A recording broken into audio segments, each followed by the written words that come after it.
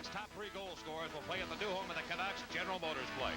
Jaromir Jagr leads the NHL with 52 goals, and 10 of those have been game winners. Then it's Mario Lemieux, the Pens captain, who leads the NHL in scoring with 122 points in his comeback year. And the Canucks boast the number 3 goal scorer in the league, Alexander Mogilny. In his first year with the Canucks, he has regained that scoring touch that saw him score 76 in 92-93.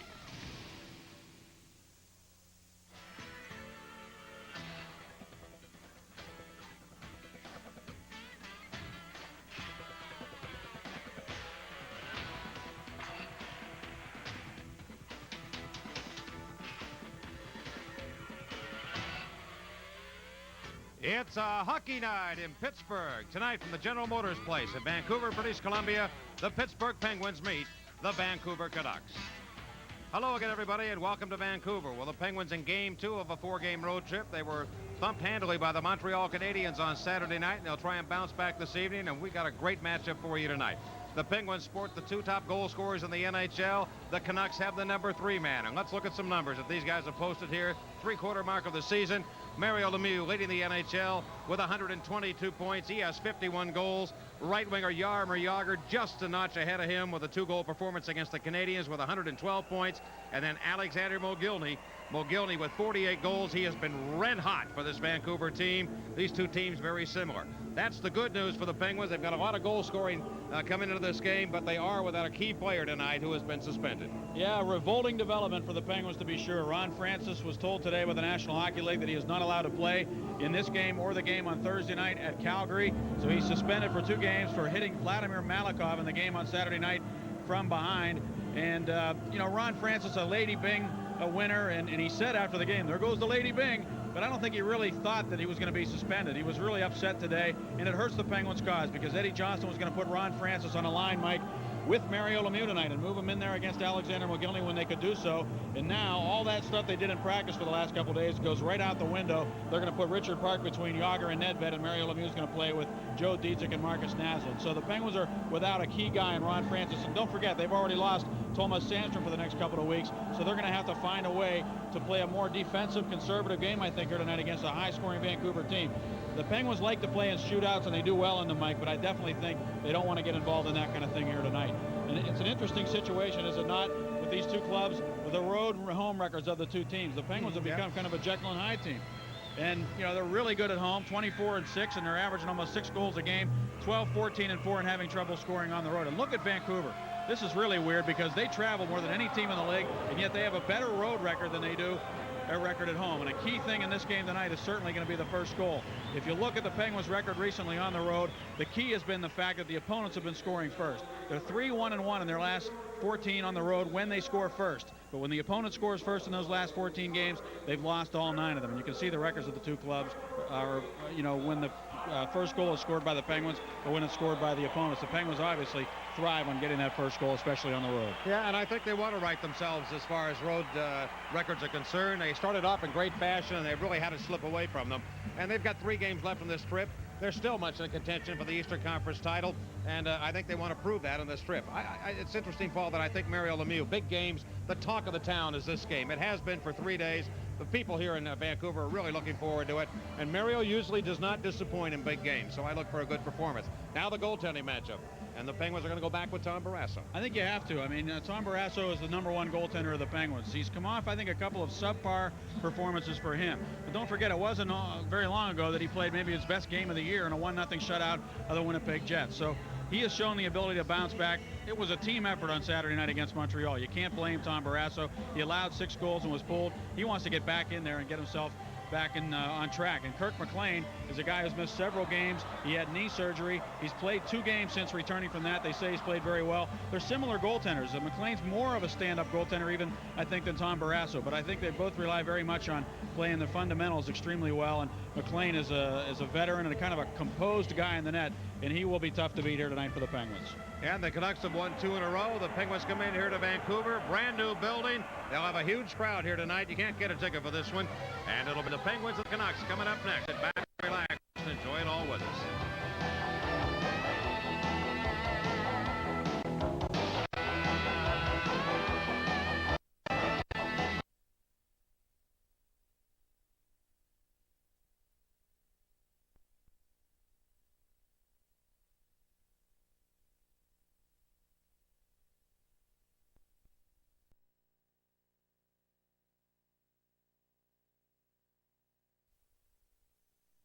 to the Penguins, and it would be great to see him get it right here on the power play. Pittsburgh #1 on the power play in the National Hockey League at 26.6%. And the Canucks, Jay Scher is on the two linesmen. Puck play to the Penguins in to begin the contest, and Smolinski is going to tap it up to center ice. Maksuda on left wing here in this line with Jimmy Dowd at center ice, and Gino Otchik on the right side. Penguins have Smolinski on board with Roche and Murray, and a heavy shot by Otchik avoids the Penguin goal. Barasso's going to play it off the glass and around to the near side. Smolinski able to deal it onto the neutral zone, and here comes Roche back in a 2-on-1. Roche moving to the Vancouver end, comes in towards the goal. Backhand shot, and McLean stopped him. He tried to give a little backhand move and deke around him, but he couldn't quite finish the play. Center point. Here's Smolinski at a giveaway by the Canucks. Down the slot. He's hooked from behind. Penalty will be called against Vancouver. That was a good penalty to take by the Canucks, because the giveaway would have allowed Smolinski to dart right down the center of the alley, and he had an opportunity, and he was hooked. So the penalty will be issued against Jimmy Dowd, and now the Canucks will have to kill it. I think Dowd, it's a situation where if you let him go, he's going to have a real clean shot up against the goaltender. So Dvorsky sends him off, and the Penguins go right to work on the power play. This is exactly what the doctor ordered. We were talking about the importance of the first goal. It's kind of strange, though. The first goal has not mattered as much to the Vancouver Canucks. When the opponent scores first, the Canucks have still managed to win 10 games, which is an unusually high number. And they are 14-10-4 when they score first. But I think it's doubly important to the Penguins, and it would be great to see them get it right here on the power play. Pittsburgh #1 on the power play in the National Hockey League at 26.6%. And the Canucks in penalty killing this year, they've allowed 56. They're 82.4, and they are 12th overall. And the puck played onto the Penguins end to begin this power play. Nedved, Yager, and Lemieux working up front. Tapped away. Jelena, who's having a banner season for the Canucks, cuts into the near corner of the Penguins there. Martin Jelena leads it back in the corner, and Chris Joseph will work 1 point on here with Sergei Zubov. Lemieux carries Lemieux. Here he comes on his way to the Vancouver end. Great pass left side. Ed Nedved trying to feather it through to Yager. Can't do it. Trevor Linden coming back shorthanded. The Canucks have a dozen shorthanded goals on the right side to Russ Courtnall. He's always a threat and has always played well against the Penguins. Russ Courtnall. Zubov steers it up to Lemieux. 1:09 to go on the penalty. Off to Yager. He comes right down the slot. Here he is. The right side of Lemieux. He shoots and scores. Mario Lemieux gets the opening goal, and the Penguins lead 1-0. Oh no, Eddie Spaghetti. Man. And Yager was in the slot, which is, where you want to be if you're going to try to score goals, but he had Lemieux cutting to the net, and even though it was at a bit of an angle, when you have Mario going to the net like that, you try to get on the puck. Smart play by Yager. Look at him. He's in great position here to shoot himself, but he gives it to Mario, who's cutting in on the right wing and still able to get that puck down in his feet and snap it into the net behind Kirk McLean. McLean had to come out and challenge Yager. He had to respect him, and that left a lot of net behind him for Lemieux to pop it in there. Another power play goal for the Penguins. It's 1-0 Pittsburgh, and that is huge. These Canucks, as we told you, a sub .500 record at home. So if you can get the first goal on them in their building, get the fans against them a little bit, that is very important. And I guarantee you the Penguins were really talking about that a lot in the locker room before the game. So the Penguins do convert on the power play. They're 1 for 1. And we go back to action at equal strength. And Neil Wilkinson defensively for the Penguins. Up the left wing to Smolinski, who returns. He has Roche and Murray, and he shoots it to the net, and that one almost got through McLean, but he falls back and cradles the puck. And we get a face-off in the Canucks end. Let us check the scratches here for tonight's game. Ron Francis out under suspension. Thomas Sandstrom with that bad ankle, and Stefan Bergqvist is back in Pittsburgh, I believe. He was released from a Buffalo hospital. And there you look at the lineup. Bure's out for the year, although there has been some talk that he might try and come back, but he's got the same knee reconstruction that Rod Woodson had of the Steelers, and it's not likely that he would come back. He did skate today with the team for the first time since the surgery. Nathan Babbage and Brett Heddy can team it up defensively. Stoyanov has it for the Canucks, and he cuts into the Penguins in. He's a big, strong 240-pound winger. Moranik is knocked down by Wilkinson. The puck lifted around to the far side, and Dave Roche tried to clear, couldn't. David Babbage lost the puck to Dave Roche. Roche had a great chance early on, and it comes to Smolinski. He'll gun his way back into the Vancouver end. Hedingham will lead it to the near side. Stoyanov just slips it down the left wing side and goes to the bench as the Canucks make a change in the move. Coached by Rick Lee. Anderson of the Penguins on with Wells and Joe Dietzig. Now backhand One-hander by Diezik towards a goal block. The 6'6" Wells trying to hammer towards the net. He can't do it. Mogilny falling down. Mogilny, their leading goal scorer with 48 on the year. Up it comes the center. Roline now carries the mail into the Penguins end. He'll lead it on the far side. Tegan, a great pass to Ronnie. Ronnie trying to put it in front. And it'll be knocked away by the Penguins. Frank Kuchera, the Vancouver defenseman, out here with Roline. They're paired defensively. I think Eddie Johnson wanted to quickly get this third line off. They didn't want him out there against McGillney and Ronning and company. He'd rather have Yager out there head-to-head against him. Tegan is lining up to clip Ronning.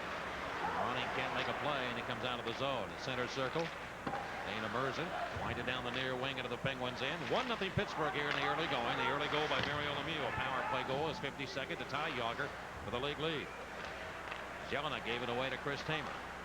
Tamer's pass on Zubov, and he comes right back to him, and he shoots it off the window to center. Yager digging for it. He comes up the right side against Linden. Move it in. Nedved carries it down the right wing. Nedved trying to get a step on Merzen. Nedved behind the net. He's a former Canuck. Portnoy trying to slow him down. Nedved reaches in. He can't come up with it. Trevor Linden backdoored around behind his own net. The year to Lumet. Nice pass up Zubov up to Park, and that'll be a high stick on the puck, and that stops the play. Well, we're in the early going here in Vancouver. The Penguins have the lead over the Vancouver Canucks. 1-0. Hey, one oil says it's got special molecules. Another says it's for little engines. One even makes it sound like oil can think. Come on. What's the square root of 4? See, I use Kendall oil because it lets my engine do the talking. So next time you change oil, be smart. Use Kendall. Available at Butler Auto Supply, Walker Auto Parts, and Mr. Parts 3.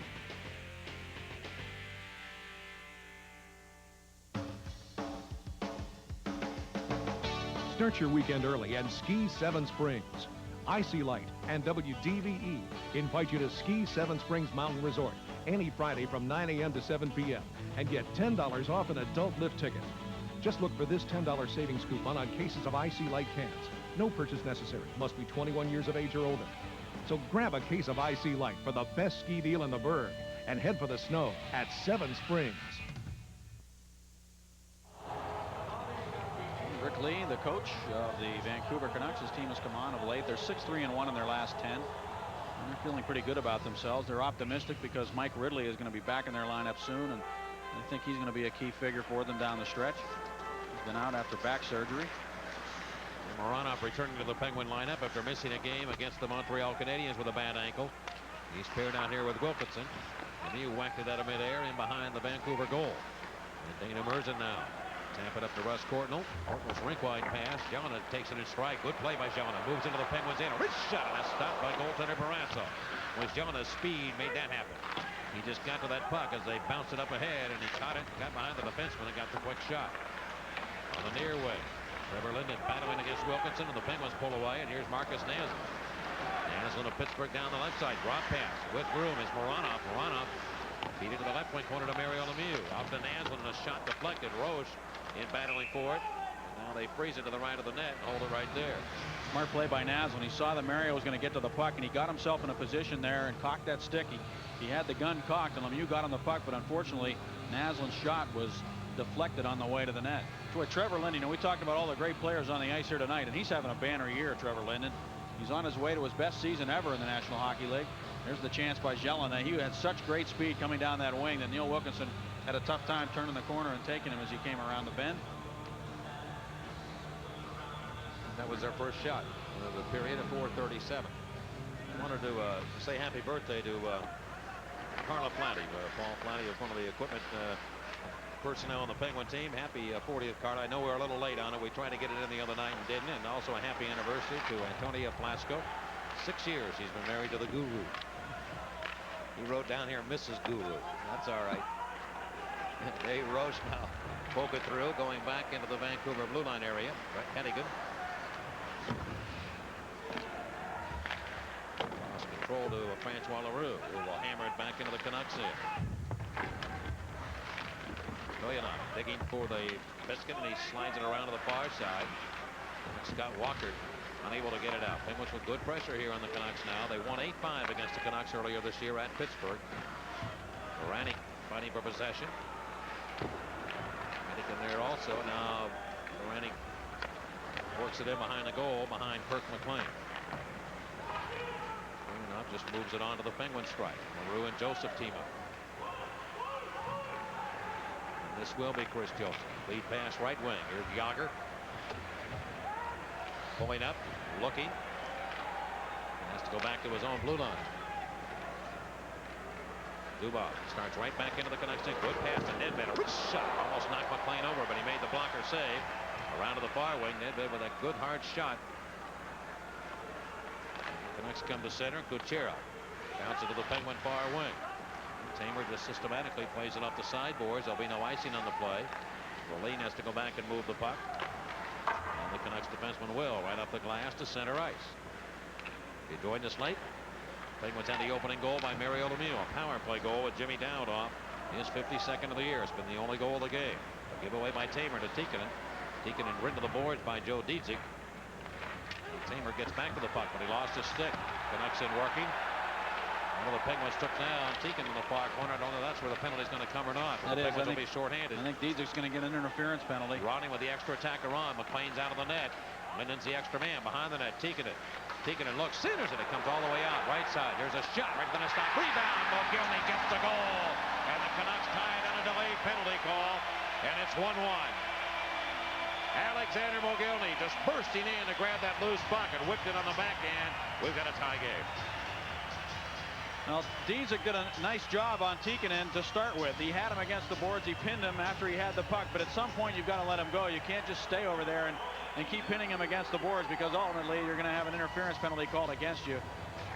You got to go back to see where Dietzick, first of all, interfered with Tikkanen, and it all led to this opportunity for them with the goaltender pulled, and then Alexander Mogilny, man.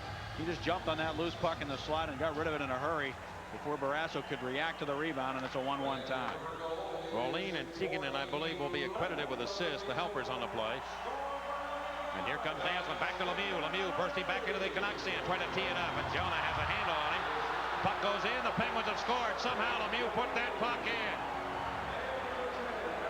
And Kirk McLean doesn't know whether to cry or wind his watch. Lemieux has just scored. I don't know how he got in the net. He was being draped upon by Martin Jelena coming in, and somehow he got the puck towards the goal, flipped it up, and it went off in front. Now the defenseman may have knocked it in. You know, Mike, Kirk McLean is, if there's one weakness that he has, it's down around his feet. If you can get that puck in around his feet, he sometimes has a problem with it. And Mario Lemieux knows goaltenders as well as anybody in hockey. He just knows how to read them and knows what to do to take advantage of their weaknesses. Let's see what he does here. Oh, my goodness. Well, there's not another guy on earth that can do that. So. Yeah, I didn't even realize he had done it. Well, I had no idea. Watch this play by Lemieux. He pulled it back around behind his leg and shot the puck. 53 on the year. What did I tell you about big games from Lemieux? And he's ready, too. I mean, he was hopping, I thought, the other night against Montreal, and it just was one of those nights where nothing went right for the Penguins, but he had the jump in his legs. There's no question about it. I'd love to see that again. I can't believe it. I mean, I watched it, I called it, and I still can't believe he did what he did. And here are the Canucks right back. And Babbage with a quick shot to the Penguin net. Barrasso will make that stop. 7:29, the time of that goal. 15 seconds after Mogilny cashes in. The Penguins regain the lead. Glenn Murray forgot the puck. And here are the Canucks, and they've got a break coming out here. Ochik, not with great speed, and that helped the Penguin cause. Down the slot, though, and he shoots it off the left arm of Tom Barrasso. And Roche is going to gun it up the boards. This should be an icing call against the Penguins. Well, I expected a high-scoring game, and I think we're going to get it before it's all done. Icing called against the Pittsburgh Penguins. The Penguins on the straight. The Lemieux's 2 goals lead 2-1 over the Canucks. Dodge Intrepid has more available power than Camry, more available safety features than Accord. It's rated less expensive to maintain than Bonneville, and its cab-forward interior is bigger than Taurus's. So it's no surprise that Intrepid's resale value is higher than all of the above. Or should I say, all of the below. Dodge Intrepid. This changes everything. Time. You never seem to have enough of it. Gotta go here, gotta be there. So when do you have time to bank? Midnight? Sunday morning? Why not? At Mellon, thank you for calling. We offer 24-hour telephone banking services, hundreds of ATMs, full-service offices, plus many Giant Eagle offices open 7 days a week. Sound convenient? Call 1-800-MELLON-2. and find out how you can bank where you want, when you want. Mellon Bank. This move by Mario is reminiscent of the play that Yager made in training camp that he also tried in a game, where he pulls the puck back between his legs and puts the stick between his own legs and then shoots the puck. And McLean just had no idea. He waved at it with his arm, and because it was kind of a knuckler coming in too, the timing on the move of his arm was just off, and he just, he was fooled entirely by the whole concept of Lemieux shooting it the way he did. Oh my, number 52. That's one for the highlight reel of all time. And that's his second and 53rd of the year. He's gone ahead of Yager now. Oh, I'm sorry, 53rd. Right? Yep. Return to center ice now. He's going to belt it into the Penguins in, and behind the net, Barrasso. Misplayed it. Look out! It comes towards the goal. He recovers to get back, steered wide of the net. And Deacon, a quick shot, deflected. And Ronnie's going to throw it back into the near corner of the Penguin zone. Tamer's pass ahead to Jaromir Jagr. Well, they wanted to see goals scored. They're seeing it. And here comes Jagr. It's his turn. On the right wing to the Vancouver zone. His shot deflected, goes into the near corner. Rolling goes back to take the man for the Vancouver Canucks, but he can't clear. Jagr has it again. Jagr moving, turning, shooting, blocked. Now Park goes after the puck. Behind the net to Nedved. Rolling can't close him down. Nedved skates by. A man goes to Tamer. Now comes on to Jagr, and off his stick to Nedved. Wrist shot, and he just missed. On the rebound, Park puts it off the side of the goal. And Rolling having a lot of trouble in his own end against this Penguin line. Finally grabbed now by the Canucks Kuchera. Kuchera finds skating Ronnie, and Cliff Ronnie will throw it in behind the Penguin net and hit a glove that somebody had lost.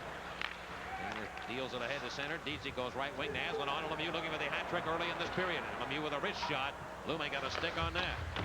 Mario behind the net can't feather the puck to anybody as Lume took it away, and they'll wrist it off the sideboards and back to Penguin territory.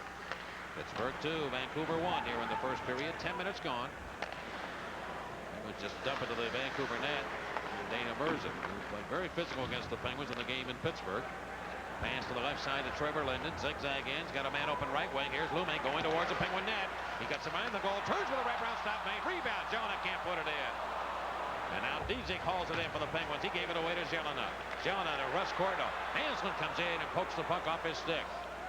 Try to go back to Dezik on the rush up ice. That's going to be intercepted by the Vancouver Canucks. Dana Merzen wristed into Pittsburgh territory, and the Penguins clear. And we've got a stop at play here. We've got an offside play. Paul? Well, with the goals coming fast and furious, we're still going to show you the NHL scoring leaders brought to you by the U.S. Postal Service. This is, let's see, Mario Lemieux with 123 points, so we're updating it in terms of points, but as we told you, Lemieux now has goals number 52 and 53. And here's the play that Jyrki Lume made. He came wheeling around that net in a hurry. Barrasso made a great save to get over there. Just got his toe on that wraparound attempt by Lume. You know, a lot was made about the goal that LaFontaine scored on Barrasso the other night, and people saying, well, you know, they shouldn't allow that kind of a goal. But that was a great play that LaFontaine made because he was able to tuck the puck in just inside the post. If you saw that shot there, Lume took a little longer to come around the corner. It was just enough time for Barrasso to get over and make the save. It's not easy when a guy's flying like that, especially guys that can really skate like LaFontaine, to stop him on those wraparounds. He's scored a lot of goals like that in his career against a lot of guys. And the Penguins have just scored again. Right around the net. It bounced off McLean and went in. Dave Roche, I think, will get the goal, and the Penguins have made it 3-1. What a crazy night this is becoming. Dave Roche just hammered away at that puck. Now, see McLean here, he's getting back in his crease, and Roche threw it out in front and went off his feet. I was talking about that earlier. As he was backing back into the crease, and that little centering pass off the stick of Roche. McLean went out to handle the puck. Roche cut it off as McLean was going back in the net. He just shot it right off his body. It dropped down and into the net. I think McLean is still stunned by the Lemieux goal. I really do. 10:50 the time of the score here. Dave Roche will get credit for the goal. It's now 3-1 Pittsburgh. And for Roche, his 6th of the year. He hadn't scored a goal since the 8th grade picnic, so it's been a while for him. He will get one there. 3-1 Pence. And this crowd quickly is stunned also. They don't really know what to think of the whole situation. Here's Hennigan on the center, and he's crushed by Glenn Murray. And he deals it back into the Penguins' end. The Penguins just wind it back to center. And that was there's one there that McLean would love to have back because he didn't play it very well. Joseph at center, bounce it up into the Penguin, the Canucks end. Heading and going back, but he lost it. Murray throw it right in front. The Penguins just shooting the puck towards a goal, hoping that it hits McLean right now. And you have those moments. Got a penalty coming up here, and it'll be against the Penguins. Pittsburgh will be penalized, and it'll give the Canucks a chance to get themselves back into this game. Pittsburgh 3, Vancouver 1. You're on Prime. Slick 50 protects the vital moving parts of your engine for up to 50,000 miles. Slick 50 starting your engine with that is a terrible thing to do. He's been called the most dominating athlete in NHL history. This year, Mario Lemieux added to his legend with his 500th career goal. Now you can celebrate this historic event with his limited edition frame plaque. Each high-quality plaque features a photo from that night personally autographed by Mario. You also get an actual ticket from that game versus the Islanders. You won't find these tickets anywhere else. What's more, each plaque has its own individual engraved number, 1 through 500. The price for this historic piece is just $99. To order, call 1-800-804-PRIME. If you don't believe road salt causes rust, watch. Because 2 to 4-year-old vehicles are rusting from it inside. Just like this. Now sure, you can wash salt off the outside, but in here, calls for Z-Bart rust protection. To stop existing rust, prevent future rust. Z-Bart Tidy Car. For road salt, it's still us or rust. Save $50 on Z-Bart rust protection. Just $269.95 for cars up to 4 years old. Where in the white pages? Well, not very good timing on this one for the Penguins. And in the offensive zone, Glenn Murray holding the stick. Dvorsky saw it. He was doing it right in front of him. So the Penguins now will have to kill off this Vancouver power play after having taken a 3-1 lead. Great opportunity for Vancouver to get right back into things. Jyrki Lumme on the right side of Rolin. And Lumme will be the 2-point man here. And then pulling back. He's been a big addition to this Vancouver club, particularly in their locker room. And he is a winner. There's no question about that. Teakin into the near side. 31-year-old forward. Throw it behind the Penguin net. Brasso had trouble with that. Could be one of those nights for goaltenders. Just get it near him. You might get one. On the right point, Rolin. On to Mogilny. Mogilny, the far corner. Teakin gives it back to Mogilny. Now and around that net. Mogilny with 49 goals on the year. Rolin on the right side goes to Mogilny. To Linden between the circles, and the Penguins bounce it away. Fans are really on the Canucks right now. They're booing them at the drop of a hat. That's good news for the Penguins. Here comes Rolin. Rolin will drop it into the Penguin right wing corner. Mogilny goes after him. Mogilny right behind the goal. Challenged by Francois Leroux. Mogilny has the only score here for the Vancouver Canucks in period number 1. Penguins have 2 by Lemieux, and the other one by Dave Roche. Around to the right point. Rolin held it in for a moment. It bounces free, and here comes Patterson one-on-one against Jyrki Lumme. Patterson down the left side, moving towards the net. His backhander. Oh, and he runs right into goaltender McLean and bowls him over. Lumme got a piece of it too. McLean is in a little trouble right now. They come after Patterson and whack that by Russ Courtnall. And here's Babbies. David Babbies down the left wing to Clef Ronning. Ronning looking for an avenue. And now Courtnall's pulled off his skates and a quick shot to the net. That'll be stopped. And LaRue returned the favor. He saw what happened when Courtnall went after Patterson, and he just pulled the skates out from under Russ Courtnall. Dvorsky's letting it all go. And Patterson could have gotten a goaltender interference penalty. And Courtnall probably should have got a slash for hitting Patterson coming back up ice. Babbies to the left wing to Courtnall. On the right side, he passes over to Ronnie. Deflected. Look out. Here come the Penguins on the use open left side. Yager looks that way. Can't get it to him. Murray will carry it in. Murray has it. He fires and hit the post. Off the left side. Murray is back on. The penalty is over. And he cut the pipe to the left of McLean. Left point. It will be Tamer. On to Murray. Drop pass. Here's Yager down the slide. He turns, trying to shoot it. He had open net, but he couldn't get it in. McLean shaky. Right now, he was out of position there. Yager finds the net on the short side. It's in. I'll tell you, he got banged pretty hard by Patterson. He went flying into the post. And here's Tamer putting the puck up in the atmosphere and right back down to the Vancouver into the ice circle. But how many times have we seen Pittsburgh goaltenders being run over the way Patterson ran over McLean? Here's Naslund. Murray's going to the net. He's right there. Can he shoot it? He can. Baranek tied him up with a good check in his own end. Now Merzen leads the parade back, and the errant pass, and the Penguins steal. Neil Wilkinson looking for Dave Roche. Roche turned around, and he takes a whack at Lumme. Push back into Vancouver territory. We have 5:31 left here in period number 1. Play a stop now, and now we've got a fight. Roche going to battle here, one of the Canucks. Is it Gino Olczyk? I think it might be. Yes, it is. Gino Olczyk and Dave Rose battling at center ice.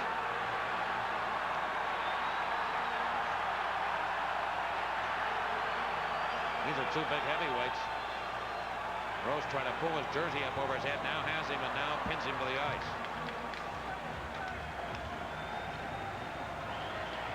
Well, the Canucks answering back right away, and Olczyk looked for the first big guy he could find. Picked on Dave Roach. Now Roach is headed in, so is Gino Olczyk. In all likelihood, there'll be 5-minute majors to both men. Looks like Roach has bad knuckles and hurting right now. He is definitely out of gas. He was telling me earlier this year how much it takes out of you, especially if you're not used to it, and then all of a sudden you get in a long fight. He said it really takes it right out of your legs. Your legs are really tired right after a fight like that. And he said that it's not easy, because I asked him on the basis of watching him in the box. He really looks like it takes a lot out of him when he gets involved in a scrap. That's a big guy he was just going with there, Gino Olczyk.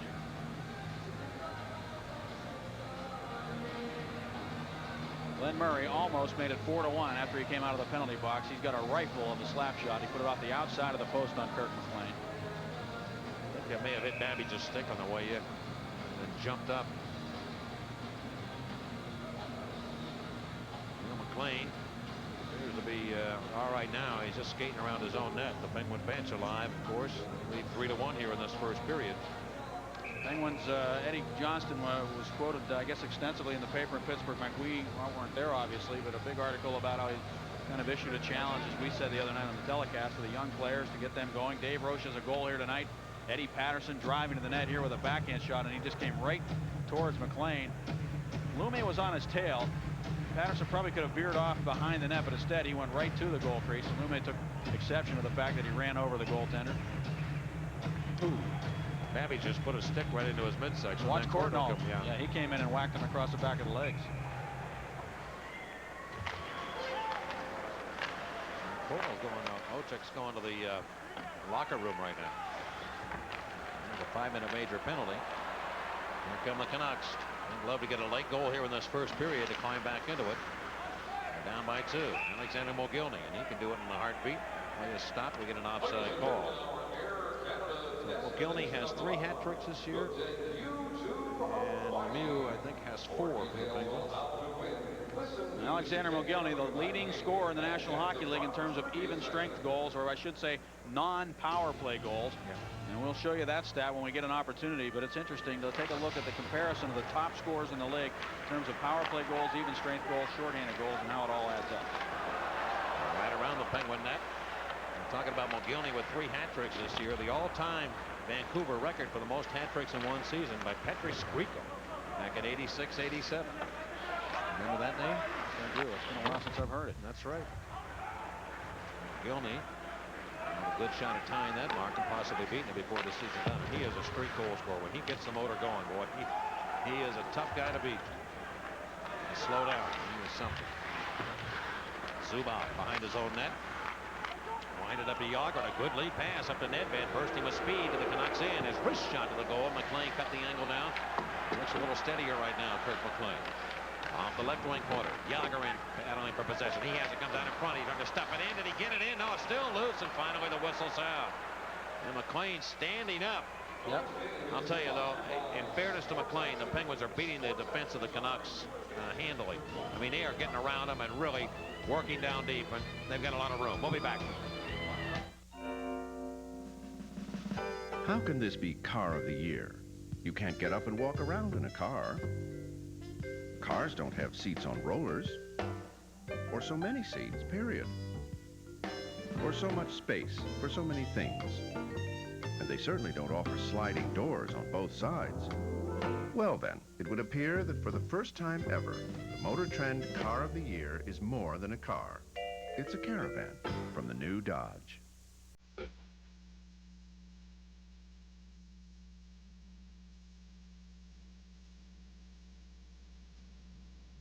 This winter, Icy Light makes it easy to start your weekend early and Ski 7 Springs Mountain Resort. Grab a case of Icy Light cans and get this $10 savings coupon off an adult ski lift ticket. Ski any Friday, 9 a.m. to 7 p.m. No purchase necessary and must be 21 years of age or older. Start your weekend early and ski Seven Springs. Sponsored by IC Light and WDVE. Well, you can see the Penguins are getting a lot of room all over the ice. Look at Yager just wheeling that puck all the way out to the neutral zone to Nedved. What a pass, but it's very rare that you can make a pass of that length out of your own zone diagonally and have it work the way it did. Nedved came down, took the first shot, and then Yager got to the puck, walked out of the corner with it, and McLean just stood his ground on the post. And then he ended up trying to freeze that puck while he was hanging, dangling off that crossbar. Right to the net again, and McLean with the left paw pulls it in. He really is a classic stand-up goaltender, Kirk McLean. You won't see him flopping on the ice too much. He doesn't use his pads as much as a lot of the modern-day goaltenders do. Butterfly to the ice. He stands in there, takes the angles away, and that's why I said I think he is vulnerable at times around his feet, because he uses his feet and his stick a lot and stands up to try to stop the puck. Lemieux centered it from the face-off. Jyrki Lume takes control of it. Here's the pass on to the red line and cut off by Moranov. Almost defensively, have Moranov playing the left side, Wilkinson on the right, and up front Lemieux with Joe Dietzick and Marcus Naslund. Ron Francis again to be joined us late under suspension by the league for 2 games. Now play is going to be whistled down here on a 2-line offside pass against Vancouver. Now make plans to see this high-scoring Penguin team in person. They're putting on some fantastic shows at the Civic Arena. Tuesday night, March 5th, the Winnipeg Jets come to town with Oleg Tverdovsky. And that's at 7:30. And then Thursday night, the Senators. Both games are Make-A-Wish nights. US Air and the Penguins have arranged for fans to purchase selected C and D level seats. And you can call right now, 323-1919. Worked up again to Penguin ice. Wilkinson trying to slow down Jelena. Wilkinson does get to the puck. He belts it up off the wood to center, and the Canucks Dana Merson has possession. Hasn't had his helmet knocked off the lid, and puck out of play, and they'll get that helmet back now for Marcus. Here's Dana Merson, who speared Jaromir Jagr the last time these two teams met in Pittsburgh. He was extremely physical against Jagr. And to be honest with you, I thought right from the opening bell in this game, I think the fact that the Penguins got that first goal and made them pay the price on the power play instantly, I think that was a good thing for the Penguins. It kept them a little bit more honest here in the early going, and they have struggled at home anyway, so it just seems like they're backing off more and not playing as physically and in your face as maybe they should be, as I'm sure Rick Lee would want them to play against this Pittsburgh club. And Merson was the guy who kind of led the way in that department in Pittsburgh. Savage and Hedigan now sneaking into the Penguins. Jim Barani coming down. His backhander avoided the net. Controlled by Chris Joseph, and you'll find Wells, who just pokes it up into the Vancouver zone. We're down to 3:06 to go in the first period. David Babbage turned around by Wells. And now Smolinski with the puck. He tries to center. Wells turns around, and he tried to step it on the short side, and it goes through the goal mouth. And he calls it in. Suda takes the puck, and he'll wrist into the net. He has 16 on the year. Deflected away. Smolinski paid the price. He took a check to make that play to get the puck out of his own zone. Hedigan and Babbage. Hedigan, one of the quicker skaters in the National Hockey League. Rolled again behind the Penguin net. Hedigan and Babbage come off, and they'll put Rolin and Kuchera. And Nedved bursting through. He's flying down the drop pass over to Richard Park. Park turns and shoots it. Penguins are getting great speed through the neutral zone, and that's the key. And when they get to that blue line, those Canucks defense are backing up and giving the Penguins room to make plays into the offensive zone. That's the way the Penguins like it. Jagr zigzag in to the right side to Peter Nedved. Nedved to Sergei Zubov. Zubov to the net, and it's off the stick of McLean. Well, certainly the conferences are different. I would think we pretty much agree on that it's pretty much more wide open in the Western Conference than the East. Parks lead pass. Jagr behind the defense, in on goal all by himself. He's there. His shot.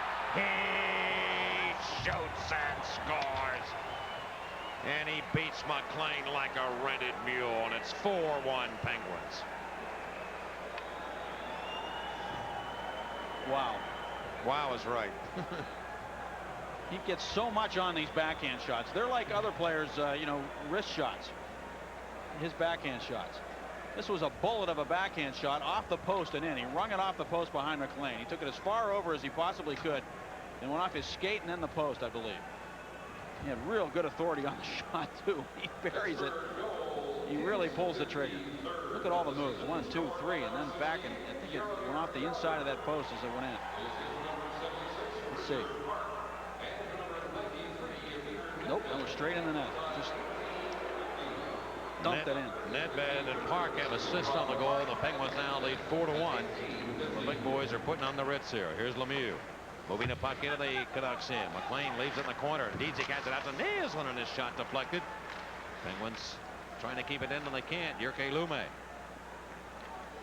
On to the near side to Russ Cordell, and he'll swing it down deep into the Penguin zone. Neil Wilkinson. Here to the near side. Well, the Penguins know what this is all about. Just remember back to Saturday night. They trailed the Canadiens 7-1 in that game. They were down 3-0 in the first period. Down 7-1 in the contest. They ended up 7-3. A minute to go in period number 1. Merzen lets it bounce off his stick, and it goes into the Penguin zone. Brasso. A breaking Murray with a lot of room again down the right wing. Moves into towards that net area. Goes behind the goal. They bank it behind the cage. The Penguins are right there. Smolinski put it between the circles. Penguins are also making good things happen down low. It's not just on the rush. And once they get it in deep, they're making good things happen. Mogilny charging in, and his quick shot. It's off Barrasso. 27 to go in the first period. From the play to center circle, that's chopped away by the Canucks. Mogilny finds a breaking Hennigan.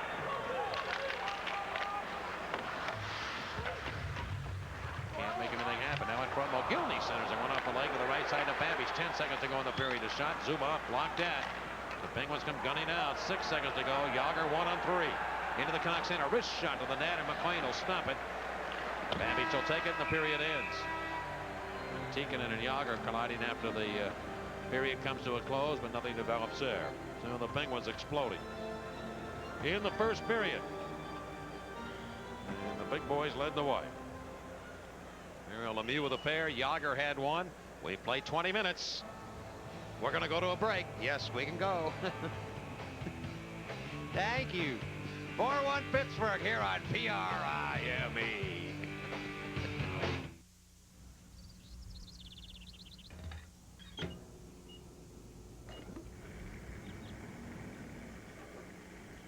At Citgo, our super premium gasoline will give you the high performance you demand. So prepare yourself to be totally blown away. Super premium performance. Citgo says go. Person needs to send resume to New York. Wants to make a big impression. Goes to post office. Finds out priority mail is a smart solution. Resume gets noticed. Person gets job. Now, if you can only get a cab. Team needs new jerseys. Person has to deliver them overnight. Goes to post office. Finds express mail is a smart solution. Guarantees delivery. Jerseys arrive on time. Person avoids getting sacked.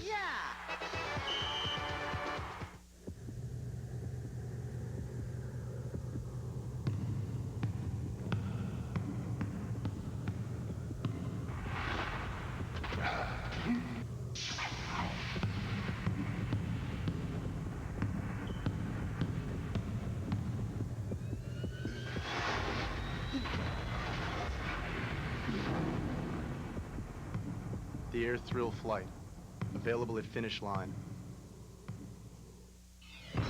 Face it, no other razor shaves closer or with more comfort than Gillette Sensor XL. Soft microfibs that protect your skin and individually spring-mounted twin blades that adjust to your face. No razor feels more comfortable during your shave or leaves your face smoother after. Gillette Sensor XL. And try new Gillette Aftershave, a splash that moisturizes as it refreshes.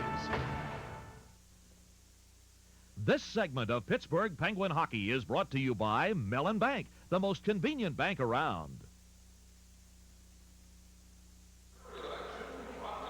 Well, the fans have already gotten their money's worth in terms of seeing some great players make great plays here at Vancouver, but I would guess that they're not real happy because it's all the Penguins' great players who are scoring the goals 4-1. And now we have with us a guy from this area, Ed Patterson, who ran over Kirk McLean in the first period, trying to get that first goal of the year. Eddie, I know, you know, the Penguins would like to see a little bit more driving to the net, the kinds of things that It seems like a lot of players do to our goaltenders. So what was their thinking here as you went around Lume and then shot the puck? Well, when I was going around him and I took the backhand shot, all I saw was a rebound. So actually, I was going to try and glove the rebound and drag it in with me through him. Anything to get that first one, huh, Eddie? Yeah, when they're not going in, they're not going in. So and they weren't too happy about it either, were they? No, there's 3 of them there. I didn't know what to do at first. Eddie, I saw your dad here today, Gary Patterson, big guy. It was nice to meet him. You and I had talked about his career. If you could tell the story about your father and you know, how he got you involved in hockey, and I know he was a pretty darn good hockey player himself. Yeah, he doesn't like to talk about it, but I'm sure he would have been in the NHL. He was about 6'3", 230 when he was 17 years old, and this was in the late 60s, right? Yeah. Yeah. And he got blood poisoning in his bone when he had a cut when he was away at school, and he was in a coma for 2 weeks. So the blood poisoning pretty well ruined his chances to ever play pro hockey, but he still plays for the fire department once in a while, and you know, it goes pretty good for him. He's a fire chief? He's acting captain right now. Hopefully in another couple months, 6 months maybe, he'll be a full-time captain. Now where's that? In Delta. That's where you were born? Yeah. Delta, British Columbia, which is right up the road. And what was life like out here in BC, which is just absolutely one of the most beautiful places on earth, actually? Oh, it's great. You know, we go to a lot of cities, and you know, we're just lucky that Pittsburgh's a nice city too. But when you travel around and then you come back home to Vancouver, you realize that it is a beautiful place. What you were telling me a story earlier this year about a pet bull that you guys had on the farm up there in Delta. Well, tell me about that. Actually, a buddy of mine had a Jersey farm, and whenever the cows gave birth to bulls, they would get rid of them. So I'd always bring them home instead of them killing them, because you know, I felt bad to see them go, and I wanted some pets, and we raised a few bulls, my sister and I, and all the buddies would come over and ride them. And they used to come when you call them, right? He was just like a dog, actually. The one of them would follow my dad around the yard working. Would lay down when he was working in one spot, and he'd come. We had a guy come pick him up one time when it was time for him to leave. He's about 1,500-pound bull. My dad called him, and he ran right up the back of the truck, and the guy was out there with chains, ran in his truck. He's so scared. Eddie Johnston talked earlier this week in an article in Pittsburgh about you young guys and want you to start scoring some goals. And I'm sure that you guys, nobody wants to score more than all of you players. Chris Wells still looking for his first. You are too. And, you know, it's got to be tough. A lot of pressure, but at least you have each other, don't you, to talk about it and kind of keep each other's spirits up. Oh, I can't explain how good it is to have a bunch of young guys on a team and be so tight-knit. And the one good thing is that the older guys help us out too. It's not like it's us young guys battling on our own. We're having a lot of support from all the old guys, and they're not old, but I know what you mean. Veteran players. And you guys are having fun tonight, right? Oh, it's great. It's so good to be in a slump like this and pull it out. Okay, thanks, Eddie, for being with us, and good luck the rest of the way. Hope you get your first one tonight. Oh, thanks. I'd like to say hi to everyone back home. Okay, Eddie Patterson of the Penguins has been our guest, and we'll return to his hometown of Vancouver, British Columbia. In just a moment, the Penguins 4 and the Canucks 1 after 1. This segment of Pittsburgh Penguin Hockey is brought to you by Mellon Bank, the most convenient bank around. Time. You never seem to have enough of it. Gotta go here, gotta be there. So when do you have time to bank? Midnight? Sunday morning? Why not? At Mellon, thank you for calling. We offer 24-hour telephone banking services, hundreds of ATMs, full-service offices, plus many Giant Eagle offices open 7 days a week. Sound convenient? Call 1-800-MELLON-2 and find out how you can bank where you want, when you want. Mellon Bank.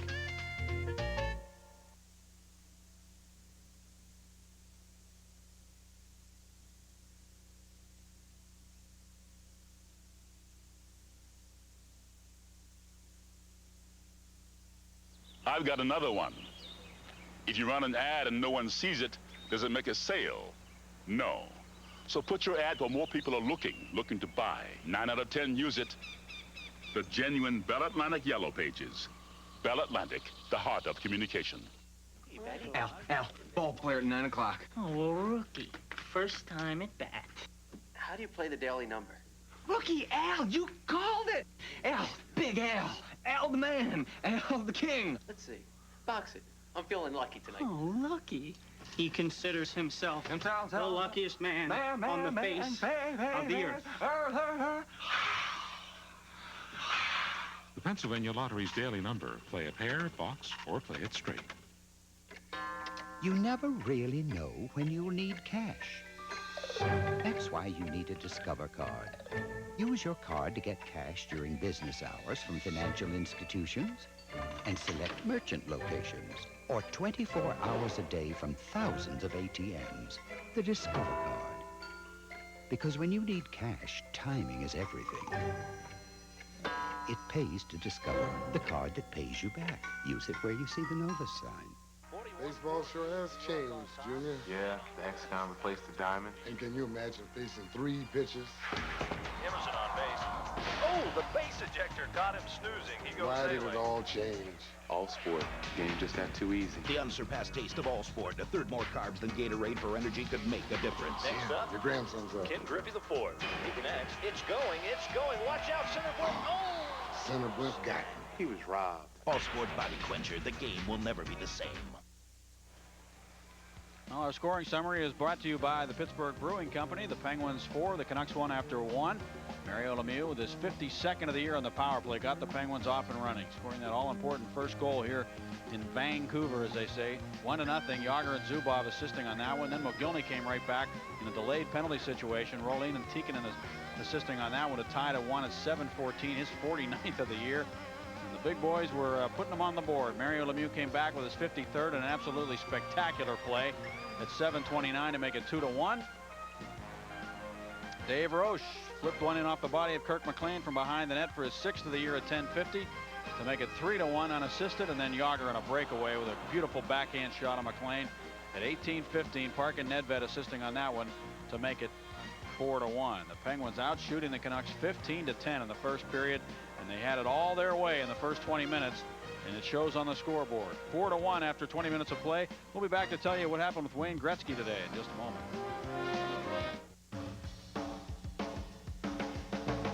Start your weekend early and ski Seven Springs. Icy Light and WDVE invite you to ski Seven Springs Mountain Resort any Friday from 9 a.m. to 7 p.m. and get $10 off an adult lift ticket. Just look for this $10 savings coupon on cases of Icy Light cans. No purchase necessary. Must be 21 years of age or older. So grab a case of Icy Light for the best ski deal in the burg and head for the snow at Seven Springs. Shop Foodland for your everyday savings. This week, grade A large Foodland eggs, the 18-pack, 69 cents with bonus coupon and additional $10 purchase. Coca-Cola assorted varieties, 99 cents. All liquid detergent, 2 bottles for $7. Kellogg's Pop-Tarts, 99 cents with the in-ad manufacturer's coupon. And introducing the Walt Disney Fun to Read Library. Pick up Volume 1 with new books available weekly at your everyday savings store. Shop for less, yes! The Dodge Magnum Power Surge. It's your chance to get up to $3,000 in savings and values on the Magnum Power Dakota Club cab. It's your chance to save on the truck that beats Ranger, S10, and Sonoma on resale, and a whole lot more. But to get Magnum Power and Magnum Savings, you'll have to move like, well, you know. America's Truck Stop, the new Dodge. He's been called the most dominating athlete in NHL history. This year, Mario Lemieux added to his legend with his 500th career goal. Now you can celebrate this historic event with his limited edition frame plaque. Each high-quality plaque features a photo from that night personally autographed by Mario. You also get an actual ticket from that game versus the Islanders. You won't find these tickets anywhere else. What's more, each plaque has its own individual engraved number, 1 through 500. The price for this historic piece is just $99. To order, call 1-800-804-PRIME. And available for the first time anywhere is the Czech language version of Jaromír Jágr's new autobiography. Only 200 of these Czech version books have been printed, and they are available only at Prime Sports. The 250-page book features over 80 full-color, never-before-seen photos of Jaromír as a child, oh sweet baby that he was, and home and in amateur hockey and in Pittsburgh. He's still a baby. There is no English language version of this book available. With just 200 to be sold in North America, this will be a valuable keepsake for collectors and fans alike. The price is just $39.95, and if you order tonight, Prime Sports will include a special 8x10 photo of Jaromír from the 1996 NHL All-Star Game. To order, call 1-800-804-PRIME. This product will not be reordered once our allotment is sold out. This book will be shipped to you via UPS, the official carrier of Prime Sports merchandise. Maybe Yager will sign a 10 Ovicultural Yako cigarette too if you're good to him. Tonight's winner in the hills flies south with the Penguins contest is Ellen Marie Noden, I believe it is, of Murraysville, Pennsylvania. She wins 2 tickets to an upcoming Penguins home game and is also eligible to win the grand prize, a trip with the Penguins on March 28th to Miami to play the Panthers. Well, let's look at this one again. Marcus Naslund to Mario Lemieux. And this is like something Michael Jordan would do that would have everybody around the country talking about what a great play it was. That one will make highlight reels all over Canada and the United States the next couple of days. An absolutely beautiful goal for Mario Lemieux, his 53rd of the year, to make it 2-1. And then Jaromir Jagr with that dazzling display of stick work in front of Kirk McLean, who had to be mesmerized by the time he finally let the shot go, just waiting to see what he was going to do, and he slipped it inside that right post and then bowled the net over. But he had scored his 53rd at 18-15. Park and Nedved assisting to make it 4-1. That's where we are right now. We'll be back, and as I said, we will tell you what happened with Wayne Gretzky today or tonight. Now Mario Lemieux is out to make a little bit of history. We may be in for some of it tonight. His next goal will be his 500th. Al Lemieux, and there's number 500. Mario Lemieux. Now every time Mark Messier steps out on the ice could be an historic moment. He shoots, he scores! Mark Messier, number 500. What a night for Mark Messier. Airport transportation just became a whole lot easier. Pittsburgh Limousine provides clean and comfortable airport transportation for about the same price as a cab. And we offer our complete line of transportation, including Lincoln Town Cars, passenger vans, mini buses, stretch, super stretch, and ultra stretch limousines. Call Pittsburgh Limousine Incorporated for all your transportation needs.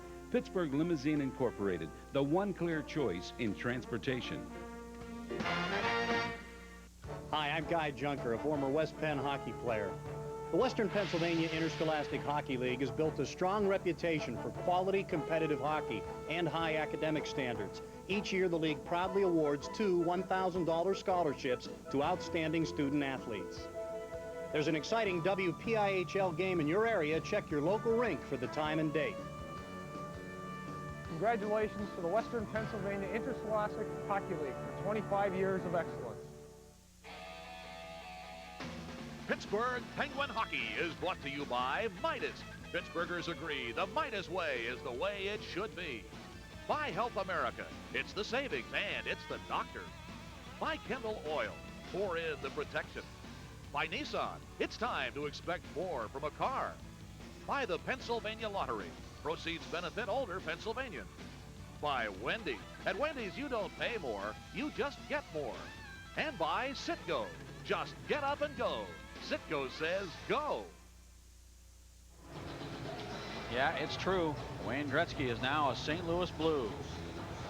Goes to St. Louis for forwards Craig Johnson, Roman Bopat, and Patrice Tardif, all young players, and a 97 first-round draft choice. And that'll be Gretzky's 4th pro team. He broke in with the Indianapolis Racers in the World Hockey Association, went to the Edmonton Oilers, the Los Angeles Kings, and now the St. Louis Blues. And he'll play alongside of Brett Hull there. That should be fun to watch. And they'll be coming to Pittsburgh before too long. Yep. Penguins moving right to left to begin the second period. Baranik on here with Ochik and Scott Walker, and a puck play to the Canucks in. McLean in goal, and a shot to the net, and McLean makes the save on Dave Roche, who looks for a second. Penguins really are getting the puck to the net a lot in this game. Taking it right to Kirk McLean every chance they get. Now Baranik has a step down the right side. Ochik going to the net, and the Penguins recover to take it away from Baranik. Back in behind the Penguin net, delivered to the left wing to Dave Roche. This pass can't find Glenn Murray, but Roche has it again. Ooh, he shot that one right over the head of McLean. It caught the crossbar and went into the seats. I don't think I've ever seen Roche shoot a puck that hard. I don't think McLean hasn't, that's for sure. I'll tell you, that thing just took off the stick. It's like an innocent play, like he was just trying to get it to the net, and it was a cannon of a shot. It It really caught McLean by surprise. It looked like it may have hit something. It dipped on him. Look at that. It was going down as it hit that crossbar. It hit somebody out just in front of Dave Roach after he pulled the trigger. Boy, as if McLean didn't have enough trouble going, the way it's going for him tonight. Here comes a shot at him, a rocket shot that's dipping all over the place and goes off the crossbar. The way that puck dipped, that's the way the puck used to act off the stick of Stan Mikita and Bobby Hull when they had those banana stick blades that were outlawed. Why the league now has the rule about the half-inch curvature. And the puck just used to dance off the sticks and just torture goaltenders the way it would rise and dip. Linden against Lemieux, and the puck from center ice. Lume poke it inside the Penguin line. Chris Tamer, the Penguin defenseman. Off the glass and back to center. 4-1 Pittsburgh. First minute of play of period number 2. Russ Courtnall charging into the Penguins end. Left side's got John there, but offside called against the Vancouver Canucks. Around the NHL, 3 games have been completed. The Washington Capitals rally with 3 goals in the third period at Madison Square Garden. They beat the Rangers 5-3, so the Caps win it. Joey Junot with 2 in the third period, including the game winner. Detroit beat the Islanders 6-2.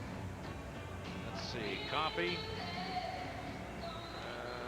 Larionov, Kozlov, Lapointe. Kozlov is second, and Primo scoring goals. I've got one of the final to tell you about. It's kind of an interesting setup. The Penguins will play at Edmonton coming up on Friday night. The Edmonton Oilers on a road trip. They were in Boston tonight. And Neil Wilkinson slapping around the wood and on to center ice.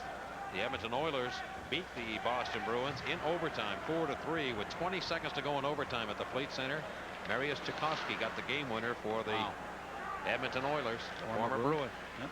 Involved in that Bill Ranford trade. Here's Moranov to Nedved right there. He shoots and scores. Nedved buries it. The Penguins now lead 5-1. And let's go hunt moose on a Harley. Boy, did he pull that trigger. That's another one of those great wrist shots from Peter Nedved. And they're lighting it up here tonight in Vancouver. And Nedved, who scored 38 goals with the Canucks a few years ago, had a lot of time. McLean was moving over that way. And Nedved waited him out and picked his spot, and McLean still couldn't beat him because he just blew it right by him. For Peter Nedved, it will be his 28th of the year. Jágr and Moranov the assists, so Jágr's got a 3-point night. A goal and 2 assists. And here's the puck worked into the Penguins there. The Vancouver Canucks moving it around. They have just beat San Jose in their last game here at the General Motors place 3-1. And won 2 in a row, but right now they're trailing 5-1 here in the second. And here is Richard Park, the Penguin rookie, on the left wing. He has a ton of room to work with. Shooting in front, and it's going to be off the stick in that bed. Well, you have these games. The Penguins have had a couple going, against them. Now they've got one going their way. And here's Mogilny. Zigzag into the Penguins end. Passing intended to put it in front. He can't quite get it there. And Jágr comes bursting out by 2 Canucks. He has one man to beat Babbage. Jágr going down into the slot. Turns around looking to shoot, and he does. And McLean made a good save on Jágr. Boy, the great ones somehow get a shot off no matter what the odds are. And Jágr is certainly in that category. Ripped back into the Canucks end. 5-1 Pittsburgh now in the second. Ronnie's pass. And he had a man wide open. Ochik could not take the pass. It'll be beyond him. And here's Maru going in. He doesn't touch it. The Penguins come over now, grab possession, and an icing call against the Vancouver Canucks. But it's continued. The Penguins still have just so much room to work with. Do you want to show that number we were talking about or not? Yeah, let's take a look at that. These numbers aren't going to be updated, Mike, obviously. No. The goals are coming too fast, but this is coming into the game tonight. Alexander Mogilny leading the National Hockey League in terms of percentage of goals scored that aren't power play goals. Non-power play goals, either even strength or shorthanded goals. 83%. Messier behind him at 70%, followed by Jágr. Mario Lemieux at 55%. He has a ton of power play goals. And see Nedved there, that's the number that's interesting, is he just has another one here tonight at even strength. He's up over 90%. He doesn't get a chance to play the power play a whole lot. His number, a very, very impressive number. The criteria we used was 40 goals or more, and it's not, there may be a couple that we missed. We just wanted to take a look at how strong Mogilny is and equal strength and how valuable he has become to this Vancouver team. And here's Hennigan slipping a puck on the near wing to Scott Walker. Walker can't make it happen. The Penguins take it away again. Glenn Murray. And he shoots it. That got off McLean's glove and hit the side of the net. Now Roshan digging. He's had a strong game tonight for the Penguins. Bounced by him. Up to center, Francois Leroux. On to his partner, Chris Joseph. And Joseph just drills it back in behind McLean. Good to see Brian Smolinski back in his natural position between Roche and Murray, and you'd like to see Len Murray get it going. He hasn't scored since coming back from that shoulder problem. Smolinski really had a dry spell while he was playing on the wing in Mario's line. The Penguins would like to get a third line going, and I think those guys have a better chance of making things happen if they're together as they are tonight. Lemieux wants the puck. Naslund looking for him. Naslund brings it through to center. Now on to Lemieux, and Mario on the right side takes it right off Dietzig's stick. Dietzig really just got in the way. Lemieux now gave it away. Here's Linden on to Dana Murray. Mario wants the puck right now. He has 2 tonight. The Canucks though with it, and Linden centers for Courtnall. Can he tee it up? He can't. Aronoff got a piece of it. Lemieux comes bursting out of his own end on a 4-on-2. Left wing, a sharp pass to Dietzig. He's going to shoot it. It'll be deflected and hops in behind the net. Lume. Dietzig just didn't make much happen on that 4-on-2. I don't know if he was aware of the fact that he had such a big advantage. Linden comes in, he shoots it. That'll be offline and went into the seats. Martin Jelena is backing right into Tom Barrasso there, trying to make something happen for his teammate Courtnall. We'll take a break. The Penguins with a commanding lead with 15:22 to go in the second period. With 4 doors, tons of interior space, comfortably contoured seating, and a great stereo, the Plymouth Neon sedan is a huge kick for cruising. While the Plymouth Neon Expresso Coupe's 132 horsepower engine and fully independent suspension make it a real kick in the passing lane. Plymouth Neon Coupe or sedan, it's never middle of the road. $99.95 for starters, $12.7 nicely equipped.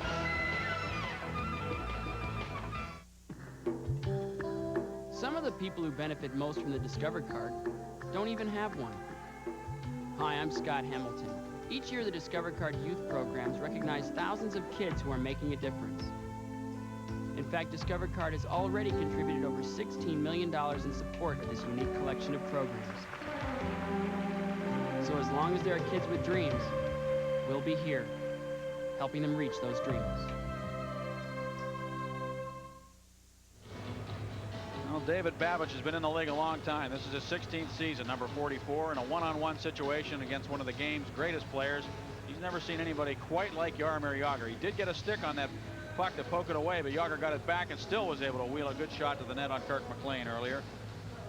I asked Babbage today if it helps to play against great players in practice every day, if it makes you a little better, and he said, you know, I was just thinking about that the other day. Nedved going to Jagr down the left wing to Richard Park. Couldn't settle it. Nedved right behind the net. Comes out. They give him a little room. He turns in front of Jagr. He shoots and scores.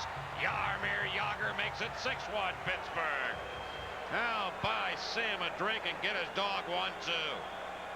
Jagr set up by the hard-working Nedved and Richard Park. And he gets his second. He has 54 on the year now, and it is 6-1 Pins. And this line having a good time with Ron Francis in the stands watching. Richard Park having a lot of fun centering for Nedved and Jagr. Jagr put that off the inside of the right leg of Kirk McLean as he came back across. McLean not moving very quickly post to post here.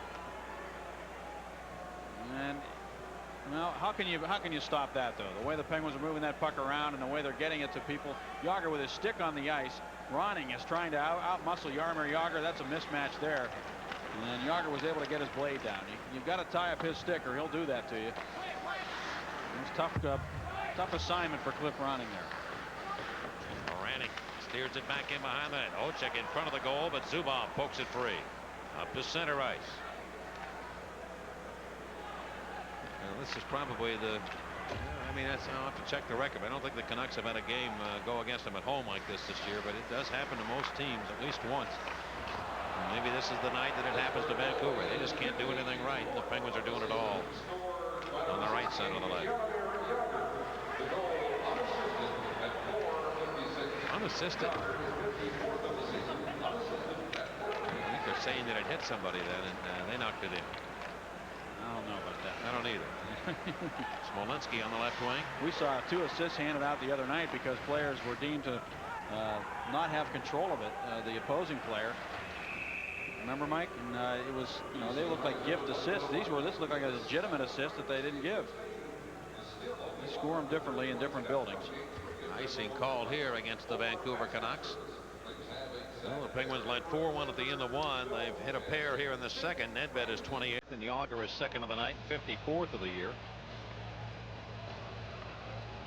Penguins will head on and play the Calgary Flames in their next game on Thursday night.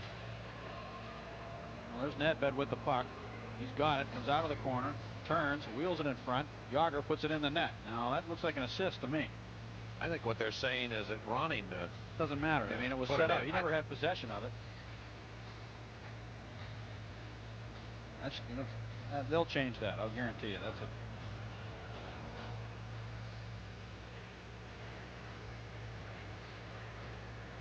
Well, you know, Tom Barrasso's enjoying this right now after what he's been through in Montreal the other night. He had to do what Kirk McLean's doing right now. So he's having fun being on the other end. Linden will shoot it. That's offline. Canucks' only goal by Alexander Mogilny, and Dzik flips it to the net, and McLean able to come up with that stop. The Canucks have not had a shot here in this period. The Penguins have outshot them 6-0, and they have scored twice. They've outshot Vancouver 21-10.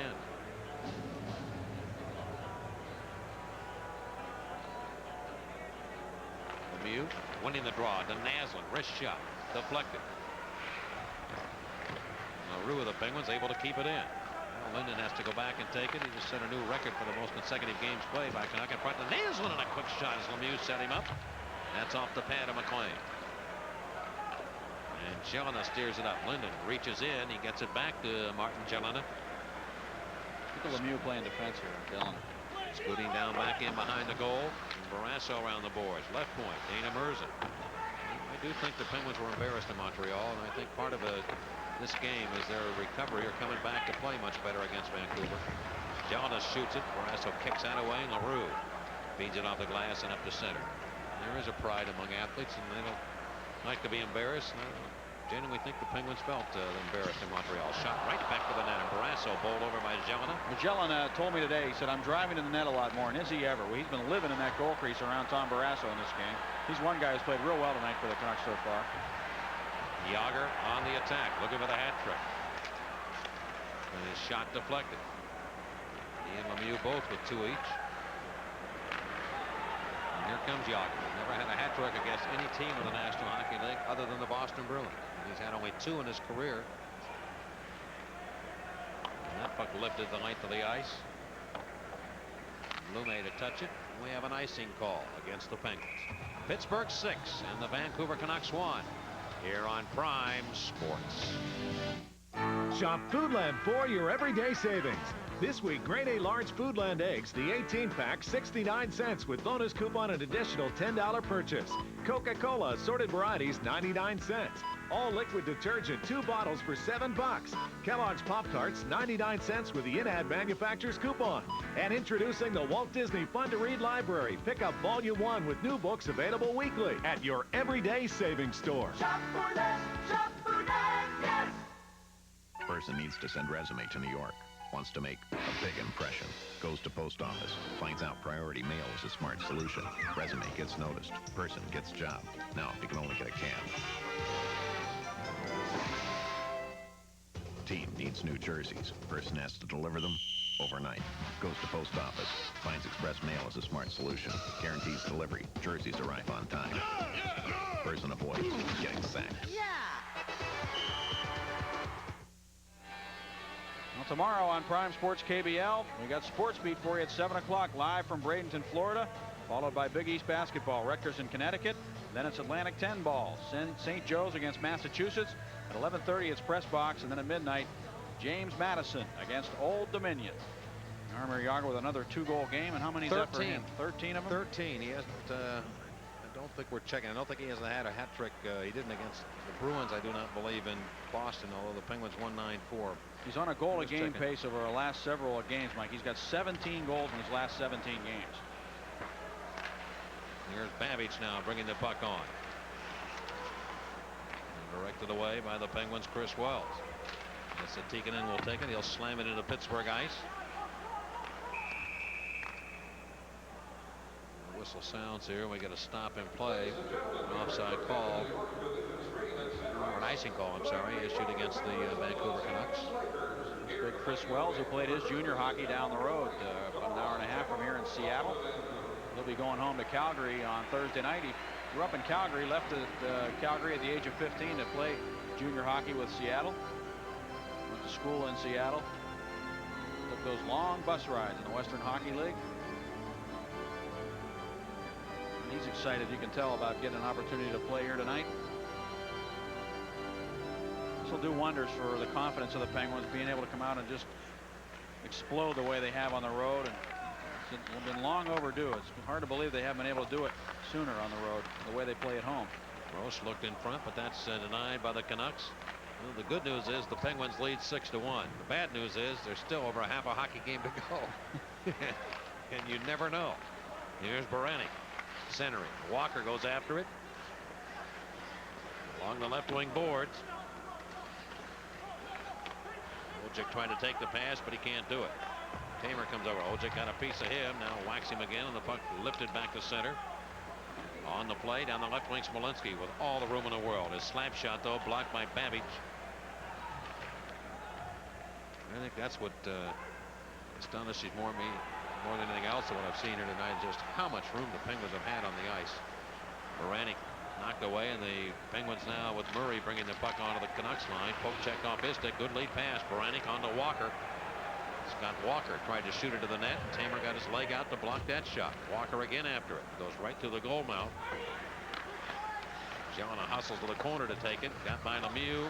Now Lemieux reaches in. This is left for Walker. Muriel trying to battle two Canucks in his own end.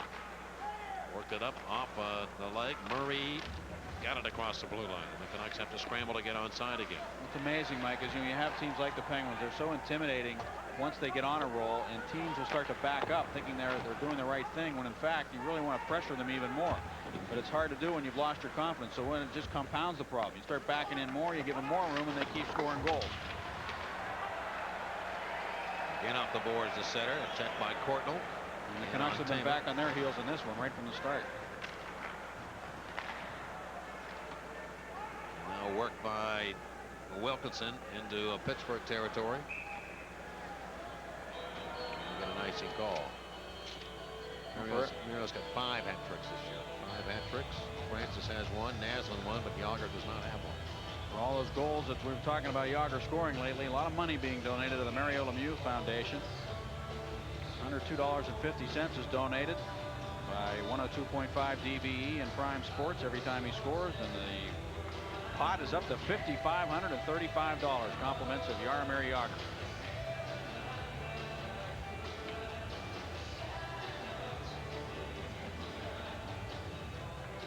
Well, scary. let's see, what time is it? Well, it's 10 minutes before you're not in the Night Owl Club yet. Will you remind me, Staggy? Will you set the alarm? No, we're 7 minutes from the Night Owl Club. I'll tell you, with all the new radios and the earplugs and everything, it's not like the old days of the Night Owl Club where you had to keep your radio down low. Now you can just kind of plug it in and nobody knows you're listening. Left point, a heavy shot right to the net. That's deflected. Now a whistle sounds, and we've got a penalty. Kucherov let that shot go. Looks like we've only 2 minor penalties in the game, and now we'll pick up a third one. Francois Leroux is guilty of interference. Well, the Canucks talked and talked about wanting to play strong defensively, play smart hockey, and not get involved in a shootout with the Penguins, but they just simply have been unable to play the kind of game you have to play. And the Penguins have to be amazed, Mike, at the amount of room they got. I think they knew they were the styles would be conducive tonight to a possible shootout. And if anything, that you would have thought they would be more conscious of maybe wanting to play a smart defensive game against this Canucks team, because they're at home. But they got that first goal on the power play, and the floodgates just opened right up for the Pens. Lume. Let's bring it to the Penguins in. They did not score in their 1 power play chance, although they did score the only goal that they had. Here is McGillney behind the net. Right to center, right there is Tikkanen, and he shoots it, and Barrasso stopped him cold right in front. That's a Tikkanen and a big chance there, grabbing the loose puck. They did not score a power play goal, but they did get one on a delay penalty that they cashed in on. McGillney very dangerous behind the net. He slipped it out. It went off a stick and came right to where Tikkanen could handle it. And that's good goaltending there by Tom Barrasso, because that puck bouncing around and taking a strange hop right over to where Tikkanen could handle it. And he kept good concentration on the biscuit and was able to go down and block out on the shot on Tikkanen and stop him and then freeze it for the faceoff.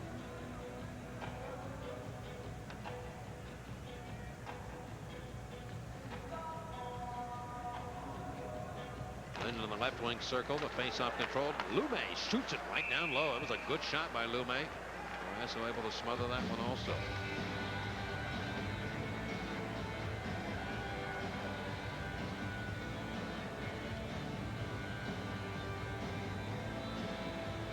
This building is something that I told you they cost $163 million to build. Here's the shot by Lume and Barrasso. Clean face-off win for Trevor Linden there. Set that play up. They've got 4 Boss Cluster sound system, Mitsubishi television monitors, 499 of them in this building. Somebody made a killing selling televisions. Here's Wells on the left wing. That's a pretty good day's work. How'd you do today? Yeah, I sold 499 televisions. Oh, you did. There's Mogilny. Rushing back in, going behind the Penguin net. I get a kick out of the media refers to this place as the Garage. That's their nickname for it. GM place. Lume on to Mogilny, center point. Back to Lume in front. Got a man taking it right there, and he can't direct it in. Oh, he had an open net to work with, too. 6-1 the Penguins lead. We're in the second. Zubov looking to steer it out of danger, and he will. The lead pass to Morano. Dimitri goes on to the Canucks end. Drop pass to Patterson, a wrist shot. That's off Lume's body. Patterson throws it back though to center, right off a Canuck, and here they come charging back into the Penguins' end. One of the Canucks, Courtnall, hauled off his skates. Lume moves in, a backhand shot right to the net, and again Barrasso denies that. Lemieux wristed around, but not out. Linden on the left side, 33 to go in the power play to Lume. Shoots that one. Lemieux got over and put his big stick out and blocked the shot. Lume. I don't think anticipated Mario, the man to come over and make the play, and he did. Lemieux is doing it all tonight, both ends. DJ kind of losing his mind right now over what Eddie Patterson just did. I know. he just couldn't believe it. He kind of had his hand up over his head, like to say, what was he doing? Because Eddie was killing a penalty, and he threw the puck back into the direction where the Canucks could get him back the other way, and they were able to get a couple of scoring chances as a result. And Patterson was in good position there to just get the puck in behind the net, kill some more time, and get off probably for the next set of penalty killers. But he was trying to make something happen, and sometimes you try too hard.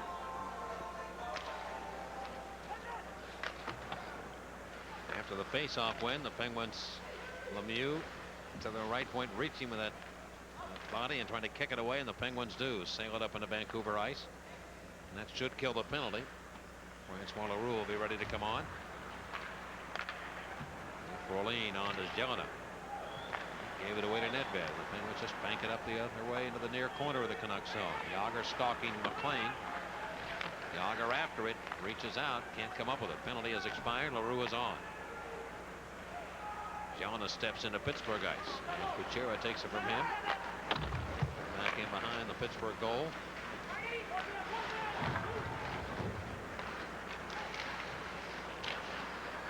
Goes up into by Brolin, and again the Canucks handle the puck.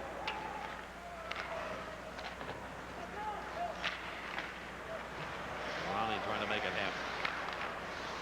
Center, Tamer cut that off.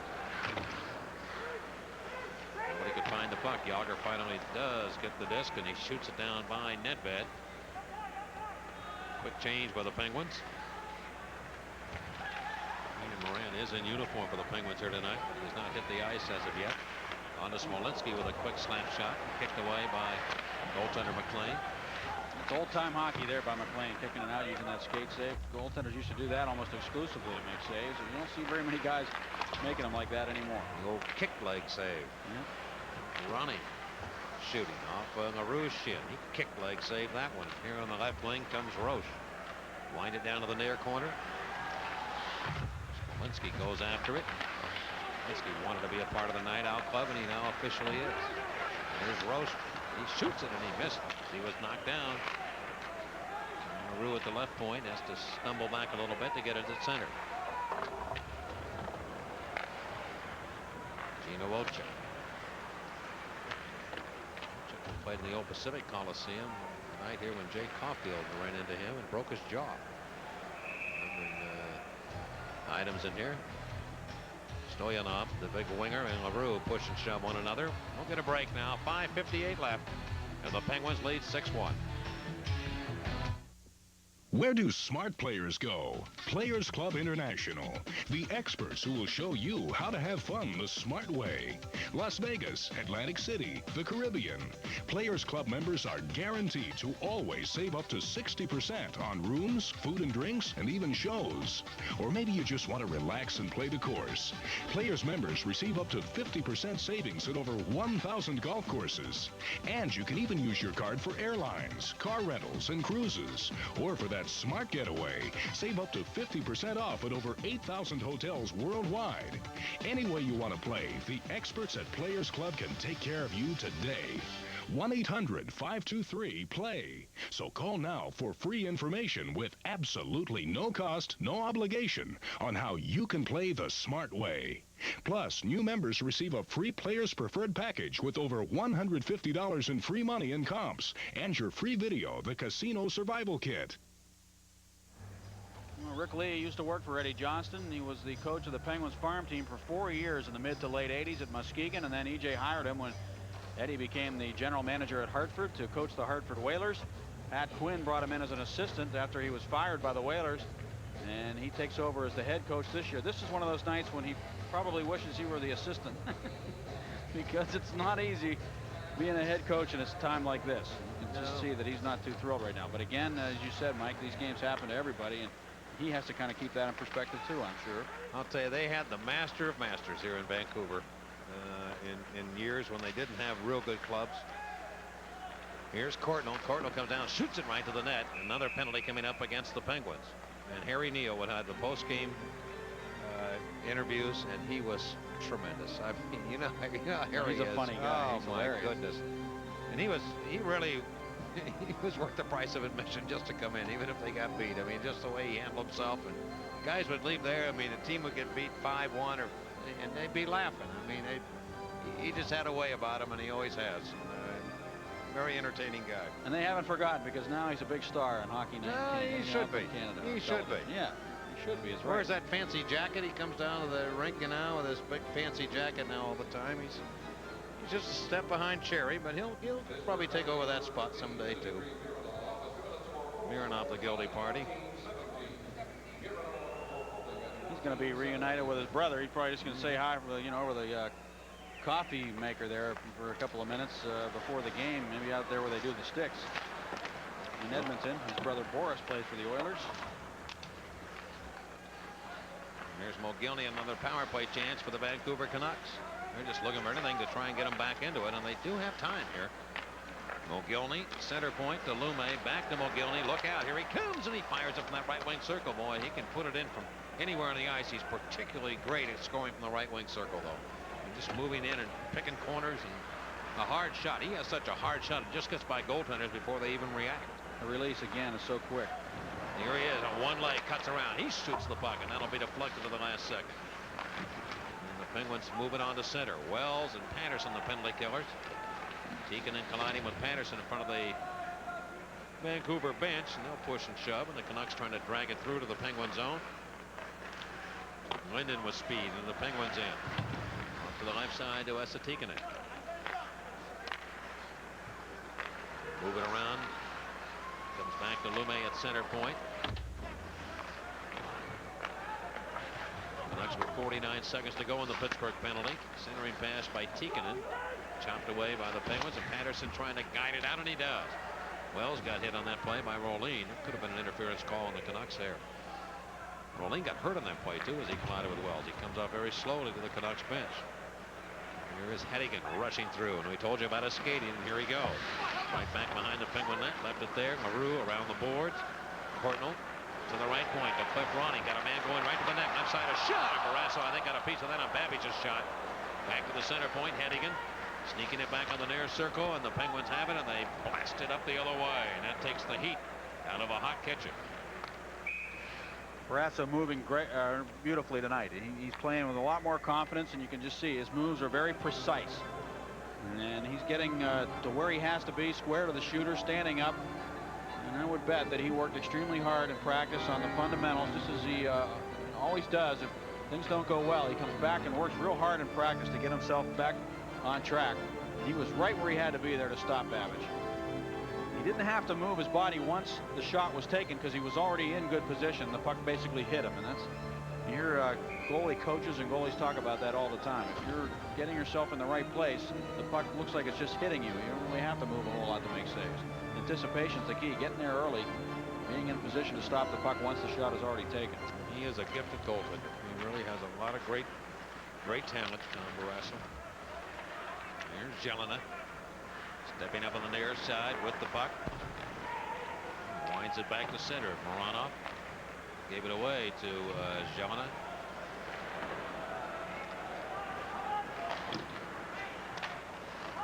Pittsburgh will move on and play Calgary and Edmonton to complete the trip. Gross' pass. Well, the Rangers lose tonight, so if the Penguins can win here, they can gain a little ground on the New York Rangers, too, in the race for the top spot. Florida struggling here a little bit. Penguins will have to play without Francis again on Thursday night at Calgary.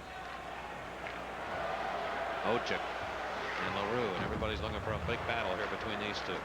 Not going to happen. Smolinski winds it down the near boards. Stoyanov colliding with Smolinski. Now Baranik again skating with a puck into the Pittsburgh end. There's Yager. He's hit, rubbed against the boards. Stoyanov did a good job of taking him cleanly against the wood. Stoyanov around the far side. It goes. It's basically been a no-hitter in this game, and I think a guy like Stoyanov, he knows his job. He's coming out here and trying to make things happen by taking the body. Runs into Tamer now. 2:25 to go in the second period, and Yager's going to bank it up, and Park just missed that play. And the Penguins would have been long gone with Nedved and Park back into the Vancouver zone. Park now finds Yager. Here's Nedved on the right wing. He didn't see the pass, but it goes into the zone. He'll chase it down. Merson did a good job of knocking it away. Yager belts him from behind. Penguins have it back. It's Nedved over to Yager. Armor Yager looking for Richard Park of the pen. Cutting in is Jyrki Lumme of the Canucks. This pass to Joseph Baranik, and Baranik and the Canucks get ready to go in again. This is Tikkanen off a stick, and Lemieux keeps it on the back end just to kill some time into the Canucks zone. Only 2 goals scored in this period. Both of them came in the first 5 minutes. Tamer back to touch it. We get an icing call against the Canucks. So with 1:38 seconds to go here in the second, the Penguins lead 6-1 here in Vancouver. We have a Buddy Burger, funny fries, and a large Pepsi. No, that's a Buddy Burger. What? Forget the burger. All I really want is a Pepsi. Pepsi. Pepsi. Yeah. Thank you. You need to get the intercom fixed.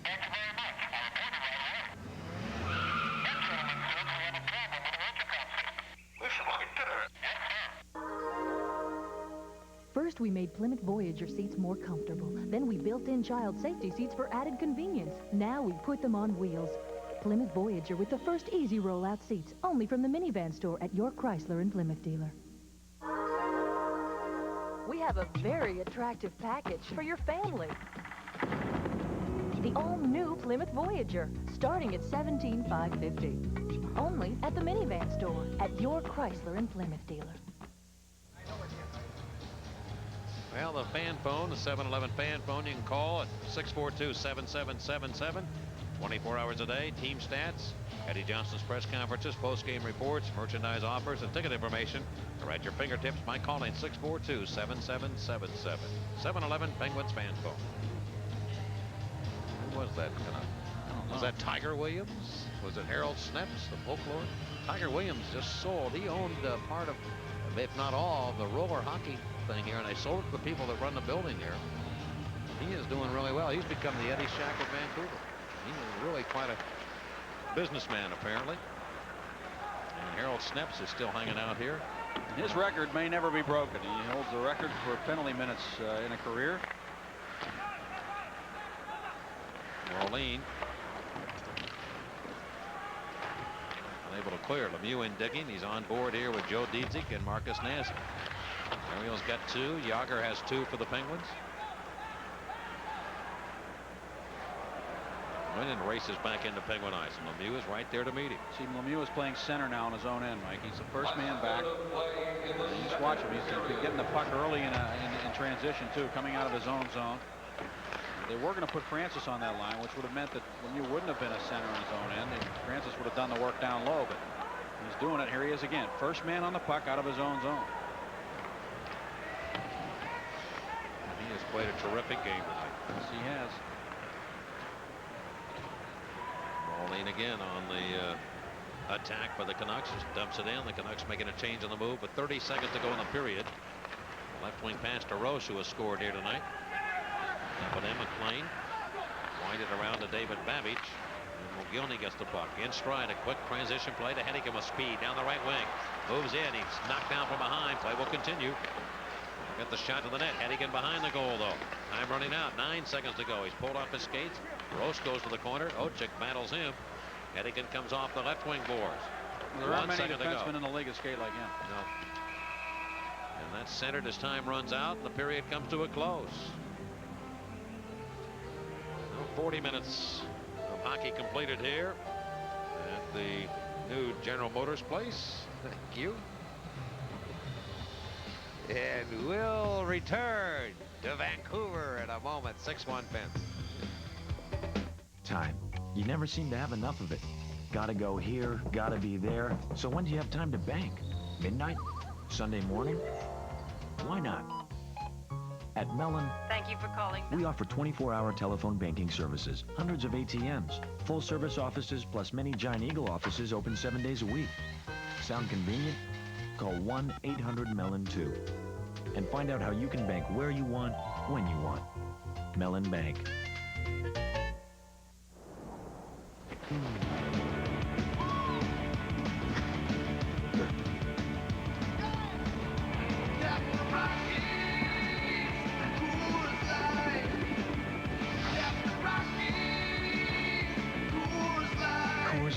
The silver bullet is shipped cold to tap the clean taste of the Rockies. Tap the Rockies!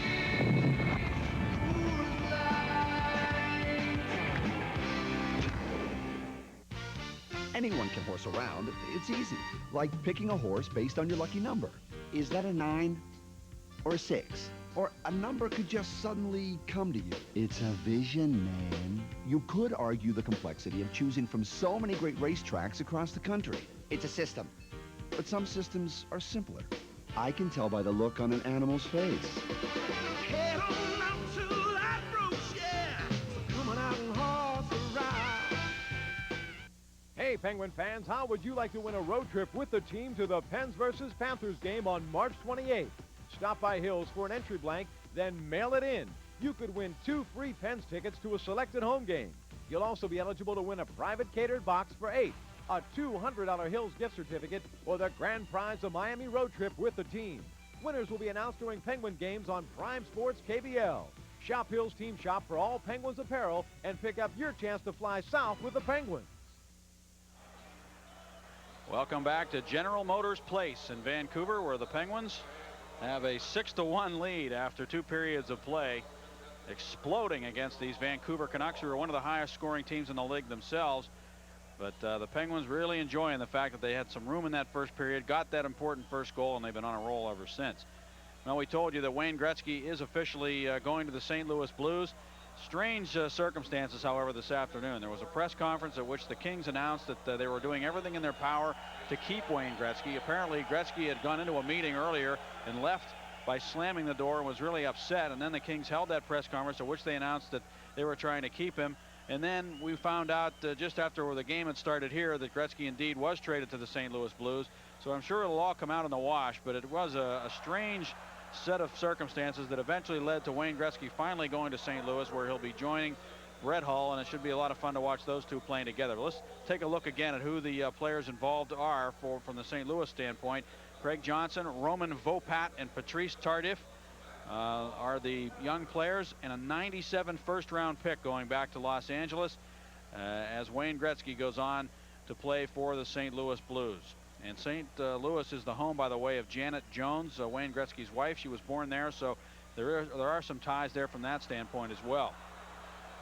There were a couple of other trades made in the last 24 hours in the National Hockey League. The Calgary Flames made a deal with the New Jersey Devils, sending defenseman Phil Housley, outstanding offensive defenseman, and Dan Kesmer to the Flames, to the Devils, I should say. And the Flames get in return Jocelyn Lemieux, Tommy Albelin, and Cale Hulse. What's interesting about this deal is that there's been a lot of talk about whether or not Scott Niedermayer would be traded by the Devils, the offensive defenseman, who's a great skater, but has been somewhat of an underachiever, at least according to observers there.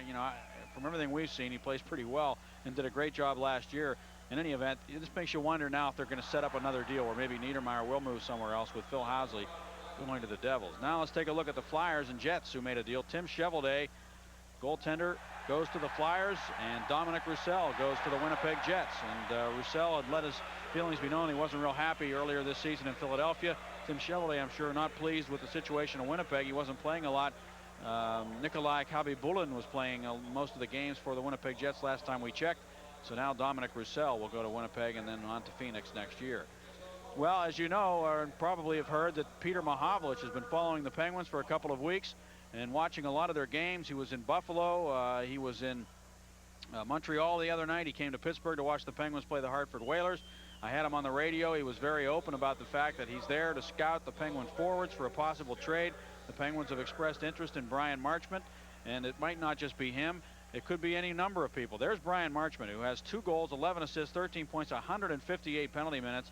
He's the top penalty minute getter on that Oiler team. A very tough defenseman who has a tendency to go after people in the neutral zone, and you really have to keep your head up when you're on the ice and he's out there. And he strikes fear into the hearts of his opponents. That would be the best way to describe Brian Marchment. Very tough around the net. He plays with an edge, to say the least, and the kind of guy the Penguins would like to have. But there also are other tough guys on this Edmonton team, and Kelly Buchberger is a guy that I think a lot of teams would love to have. He's an outstanding defensive forward, got good speed, good size. He plays with an edge as well. As you can see, 124 penalty minutes. He is a winner. He's been part of that Edmonton Oilers success, and a lot of teams would love to have Kelly Buchberger at the trading deadline.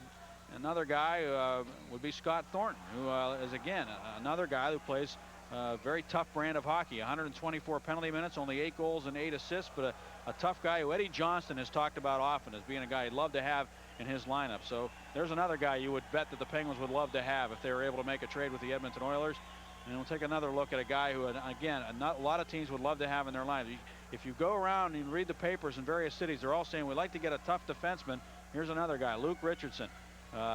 77 penalty minutes. He doesn't have a lot of penalty minutes, but believe me, he's a very tough customer and a guy who the Penguins would love to have back on that blue line, as well as a lot of other teams. And the last guy who would be in that category would be Louis DeBrusk, who has been part of this Oiler team for many years and a former New York Ranger. He broke in with the Rangers.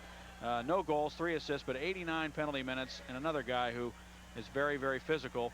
And just to give you an idea, the kinds of players the Oilers have, they probably have more of those kind of players than any other team in the league right now. And if you're looking for toughness, Glenn Sather's the guy to call. Whether or not the Penguins will be able to make a deal for that kind of a player remains to be seen. But the Penguins are going to Edmonton on Friday, and it's going to be interesting to see what happens. We'll return to Vancouver in just a moment with the Penguins leading the Vancouver Canucks 6-1 after 2 on Prime. More people than ever are reading the Tribune Review, the fastest growing newspaper in western Pennsylvania. And in Allegheny County, our circulation has doubled. If you're one of our readers, and there are more than 250,000, it won't surprise you that the Tribune Review was named the best newspaper in the state by the Pennsylvania Newspaper Publishers Association. For the best news, sports, features, and investigative reporting, get Pennsylvania's best newspaper delivered to your door. Call 1-800-909-TRIP. Shop Foodland for your everyday savings. This week, grade A large Foodland eggs, the 18-pack, 69 cents with bonus coupon and additional $10 purchase. Coca-Cola assorted varieties, 99 cents. All liquid detergent, 2 bottles for $7. Kellogg's Pop-Tarts, 99 cents with the in-ad manufacturer's coupon. And introducing the Walt Disney Fun to Read Library. Pick up Volume 1 with new books available weekly at your everyday savings store. Shop for less, yes. Today, Heather Caldwell used them for a headache. Last night, Marcus Bethman used them to clean his contacts. And just this morning, Evelyn Ebo took one with her juice. Like thousands of people, they use Treasury brand products from Thrift Drug. Because they know Treasury brand products perform the same as national brands, but save you up to 50%. Which is why Erica's mom is happy to let her use them all day long. Treasury brand, up to 50% problem, so the work is done right the first time. It's fixing only what needs to be fixed. It's giving you our exclusive inspection and thoroughly explaining your repair options. It's honoring your Midas warranty without giving you a hassle. It's proving that a car repair company can be honest and trustworthy. That's the Midas way, the way it should be. While we had the '85 Camry, we put 3 kids through school, moved twice, and had 3 presidents. 2 since I made the last payment.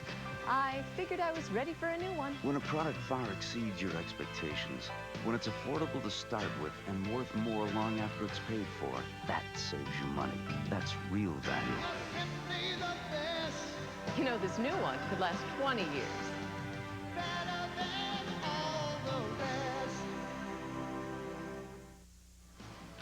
Well, there seems to be no love lost between the fans of Vancouver and Peter Nedved. I know Peter doesn't care. He's just a fun-loving guy who really doesn't have any grudges or anything against the people of Vancouver. But they were kind of booing him here tonight every time he touched the puck.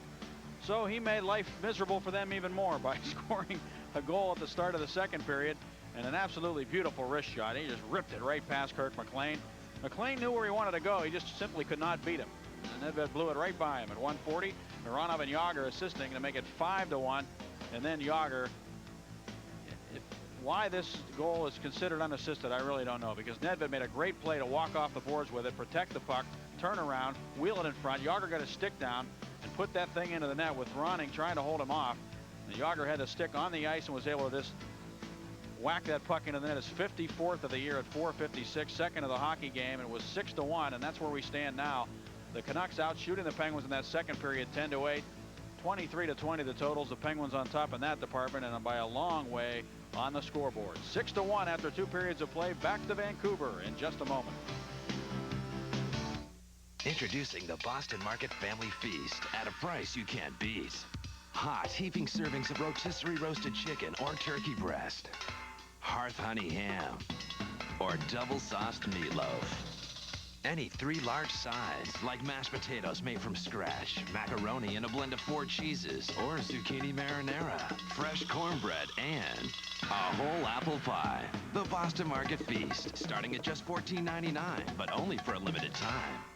Person needs to send resume to New York. Wants to make a big impression. Goes to post office. Finds out priority mail is a smart solution. Resume gets noticed. Person gets job. Now, if you can only get a cab. Team needs new jerseys. Person has to deliver them overnight. Goes to post office. Finds express mail is a smart solution. Guarantees delivery. Jerseys arrive on time. Person avoids getting sacked.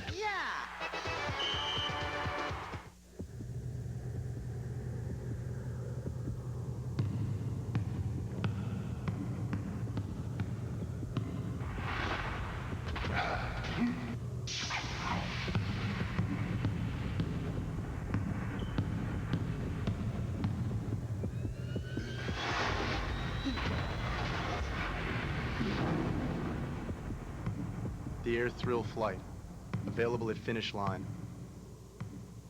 Now Mario Lemieux is out to make a little bit of history. We may be in for some of it tonight. His next goal will be his 500th. Al Lemieux, and there's number 500.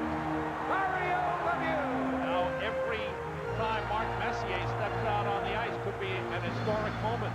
He shoots, he scores! Mark Messier, number 500! What a night for Mark Messier!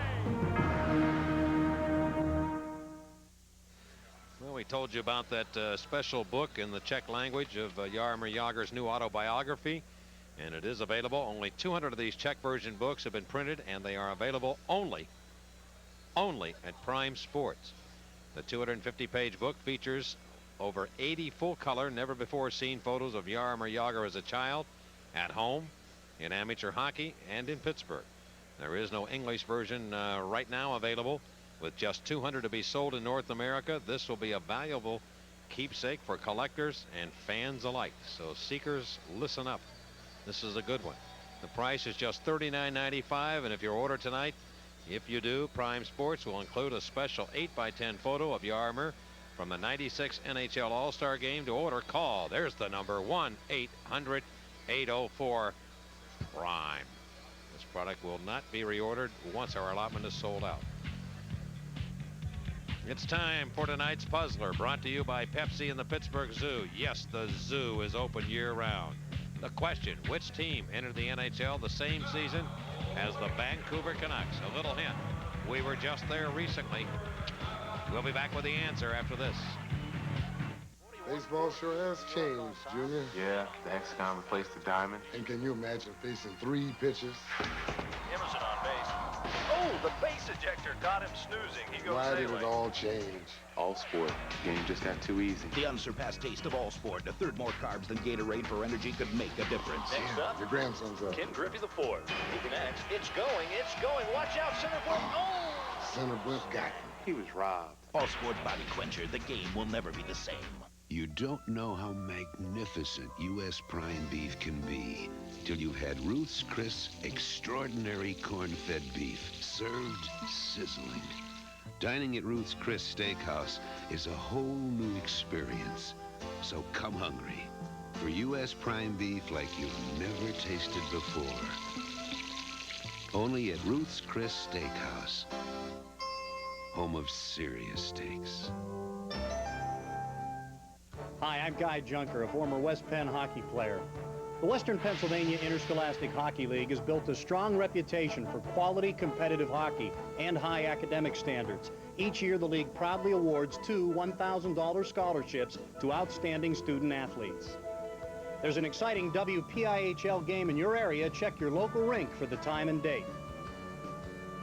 Congratulations to the Western Pennsylvania Interscholastic Hockey League for 25 years of excellence.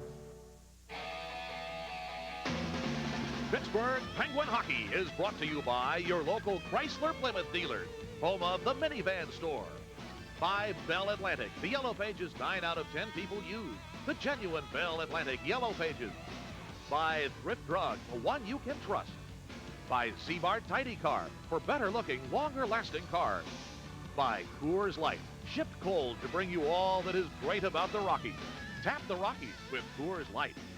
By your friends at Toyota, for quality and value that's simply the best. See your Toyota dealer today. And by Dairy Queen, the place to go for hot eats and cool treats. Dairy Queen, we treat you right.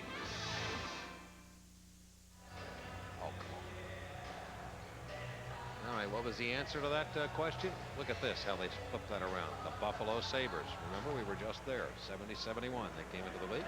Sabres got Gilbert Perreault in the draft. Canucks got Dale Talon, right, Mike? Absolutely. You might be watching our game right now, for all we know. I doubt that. So do I.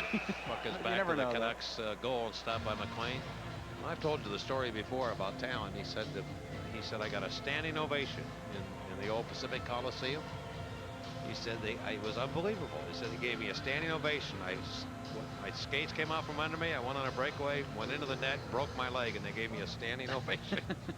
He said I wasn't a real popular figure in Vancouver. Well, it's a tough situation to be in because the Sabres got a great player in Gilbert Perreault. And Dale Talon was a very good player. But it's kind of like the difference. I don't know if it's this different, but like Lemieux and Kirk Muller. There's Smolenski trying to feed Glenn Murray, and he can't do it. Babbage takes Smolenski against the board. Final meeting of the year between these two teams. Roche again with it. He blasted wide.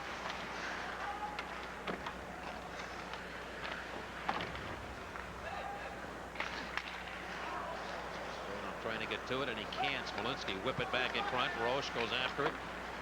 Davis had a strong game tonight for the Penguins. The Penguins continue to work down deep in the Canucks zone. They're tired now, and the Canucks come bursting through. Baranek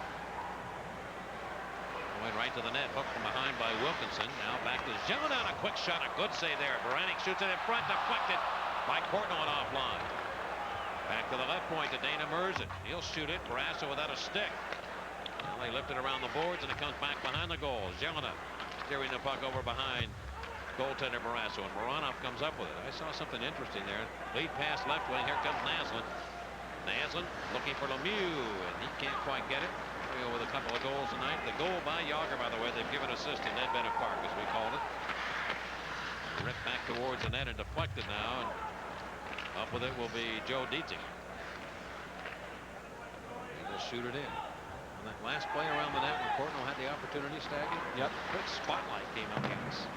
They must spotlight the guys that score goals. Yeah, they do. They thought he thought they put it in. Yeah, it was an optical illusion. It did look like it went in the net for a second. It was going. First shot up now to net bed. Saw that big spotlight come on. Well, the guy wants to turn it on. He hasn't had much of a chance to do it tonight. Like the goal jar. Yager right side. Nedved takes it. He rips it back to the goal, and McLean will make the save for the Vancouver Canucks. Well, the Canucks are going to finish second, it appears, in their division behind the Colorado Avalanche. The Avalanche, by the way, has won 5 straight now. They've come back on. To finish the last quarter of the season. I looked at Detroit winning tonight 6-2. They've won 45 games. For them to set a record of the National League for the most wins in a season would be 61. They need to win 16 of the remaining 22 games. There's the playoff standings. St. Louis and Vancouver match up in an opening round playoff.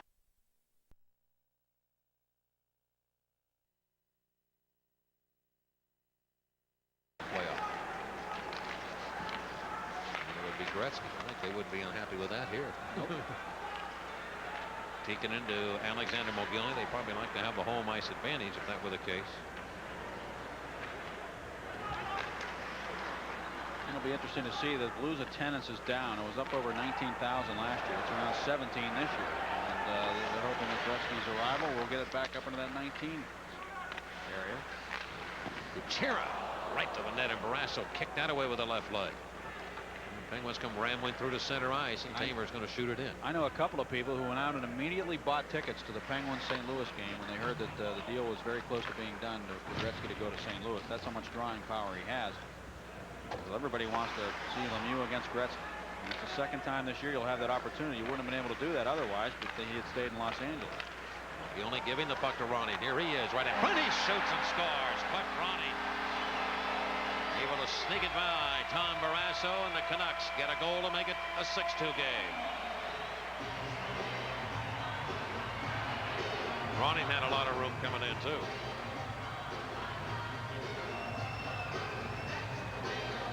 Well, the puck got in behind Francois Leroux.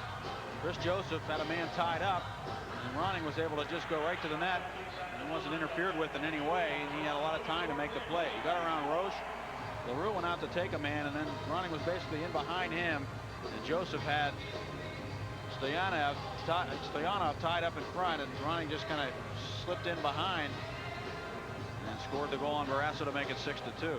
Go ahead. Add what I was saying earlier about Gretzky and Lemieux. Of course, we haven't seen those two go head-to-head this year because Lemieux did not play in either game against Los Angeles. The goal again by Ronnie. Mogilny, as we said, will get 1 assist at least on the goal. And Trevor Linden can't get into the Penguins in. Naslund battling for it. It comes high in the air. And now the Caravan of Pittsburgh ice, and Wilkinson plays it off the glass and around. Back to the left point. Dana Merzen to Russ Courtnall. Shoots it right to the net, and that's stopped by Barrasso. Ronoff's going to feed it up the near wing, and the Canucks keep it in. Shot by Lume just missed. Here's Jelena right around the goal. A big save by Barrasso. Rebound score. Russ Courtnall puts it home, and it's 6-3.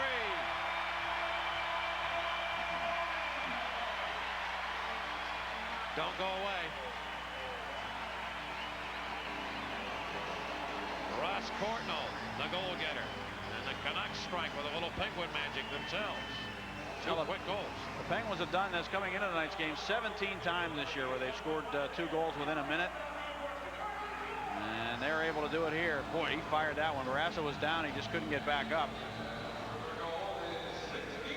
He made the first save, but Courtnall just blasted that second shot.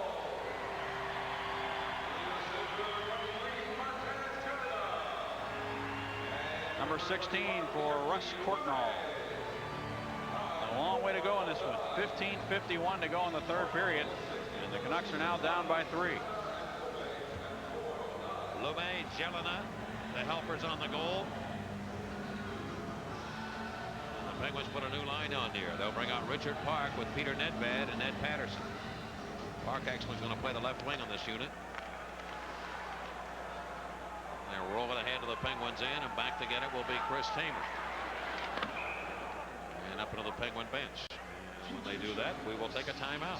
Now we've got Tamer and Ronnie pushing one another. We'll return. The Penguins lead 6-3 here in Vancouver.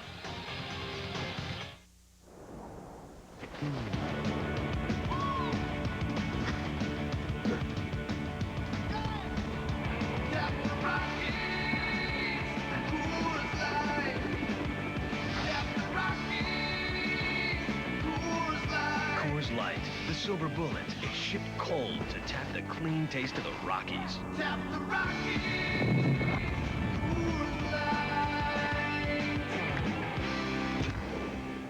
Time. You never seem to have enough of it. Gotta go here, gotta be there. So when do you have time to bank? Midnight? Sunday morning? Why not? At Mellon, Thank you for calling. we offer 24-hour telephone banking services, hundreds of ATMs, full-service offices, plus many Giant Eagle offices open 7 days a week. Sound convenient? Call 1-800-MELLON-2 and find out how you can bank where you want, when you want. Mellon Bank. Chris Tamer wearing that protective device, exactly the same kind that Jeremy Roenick has been wearing since he suffered his injury in that collision with Jeff Courtnall. Nickname, Babyface Nelson. Huh? Don't get this way, buddy. Gorilla team. It's like an altar boy. Ronnie. Altar boy with a twitch. Clark's going to take it. Send it around the boards here to the near wing, and Ed Patterson of the Penguins up with it to the left side to Richard Park. The Canucks now trailing 6-3. 3/4 of this period to go. They need 3 to tie. They have time. Here's Kuchera. His pass broken up. Mogilny trying to get a line into the Penguins end. He does, and bangs it in around the net. Who's going to drill it around the near boards? Kuchera took a bump from Glenn Murray. Deacon holding the stick, and now right back to the net. A shot by the Canucks, Ronnie, and it's off the leg of Barrasso. Penguins a little troubled right now in their own end. Finally, Rose steals it up. Right wing to Glenn Murray. Drop pass to Smolinski. Slap shot to the net, and that's McLean making the save, and he'll have to make it be tough the rest of the way. I don't think they can afford to give up another one to win this game. Here's Joseph shooting, and a stick save by McLean. Off the left side of Francois Leroux. Tell me they've got a John Travolta type guy that comes to the building here. They were saying, you got that Elvis there at Pittsburgh. We got this guy John Travolta. He comes down and dances for all the people. I haven't seen him yet tonight. Jimmy Dowd working the near corner for the Canucks. Barrasso got a piece of that puck around the goal. The Canucks still putting pressure on here. Hedigan, right side, Baranik takes a shot, and that'll be deflected. All of a sudden, the Canucks have found new life, and they're alive. Here comes a shot by the Canucks. Babbage. That's going to be offline. He was up in. It was Babbage by LaRue, but the Canucks hold it in again. Now Lemieux comes over and he gets the puck and whip it ahead to Naslund. He has 2 men to beat.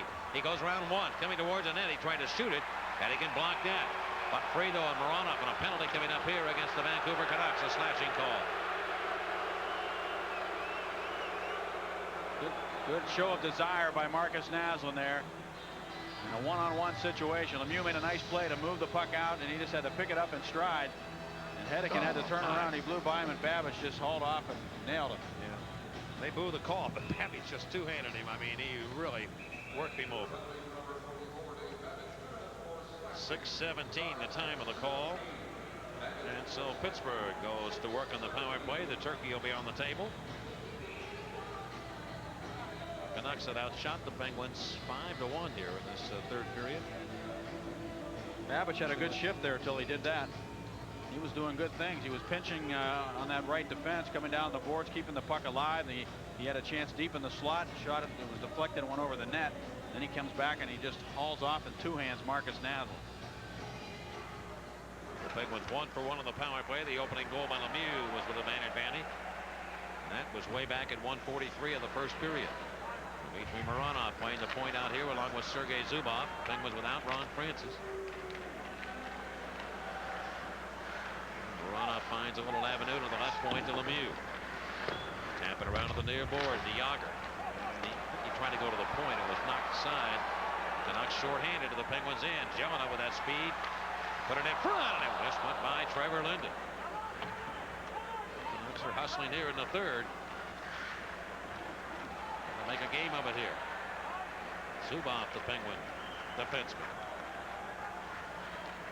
Wind it up to center. Mironov to the left wing to Yager. Streaks through to the zone. Goes to Mironov. Down to Nedved. Wrist shot, and he missed the cage. He draws a new one off from the crowd here. Mironov. Push it over to the right point. Is it along the blue line? Yes, it is. It's all right. Yager left side of Lemieux. Lemieux tees it up, but it's broken up by Courtnall. Courtnall's pass up to center. Look out, Mogilny's around.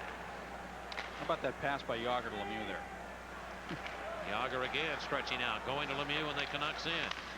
Right around the net, Nedved's backhander. Not a whole lot on it. Picked up by Lume. And his pass avoided Mogilny.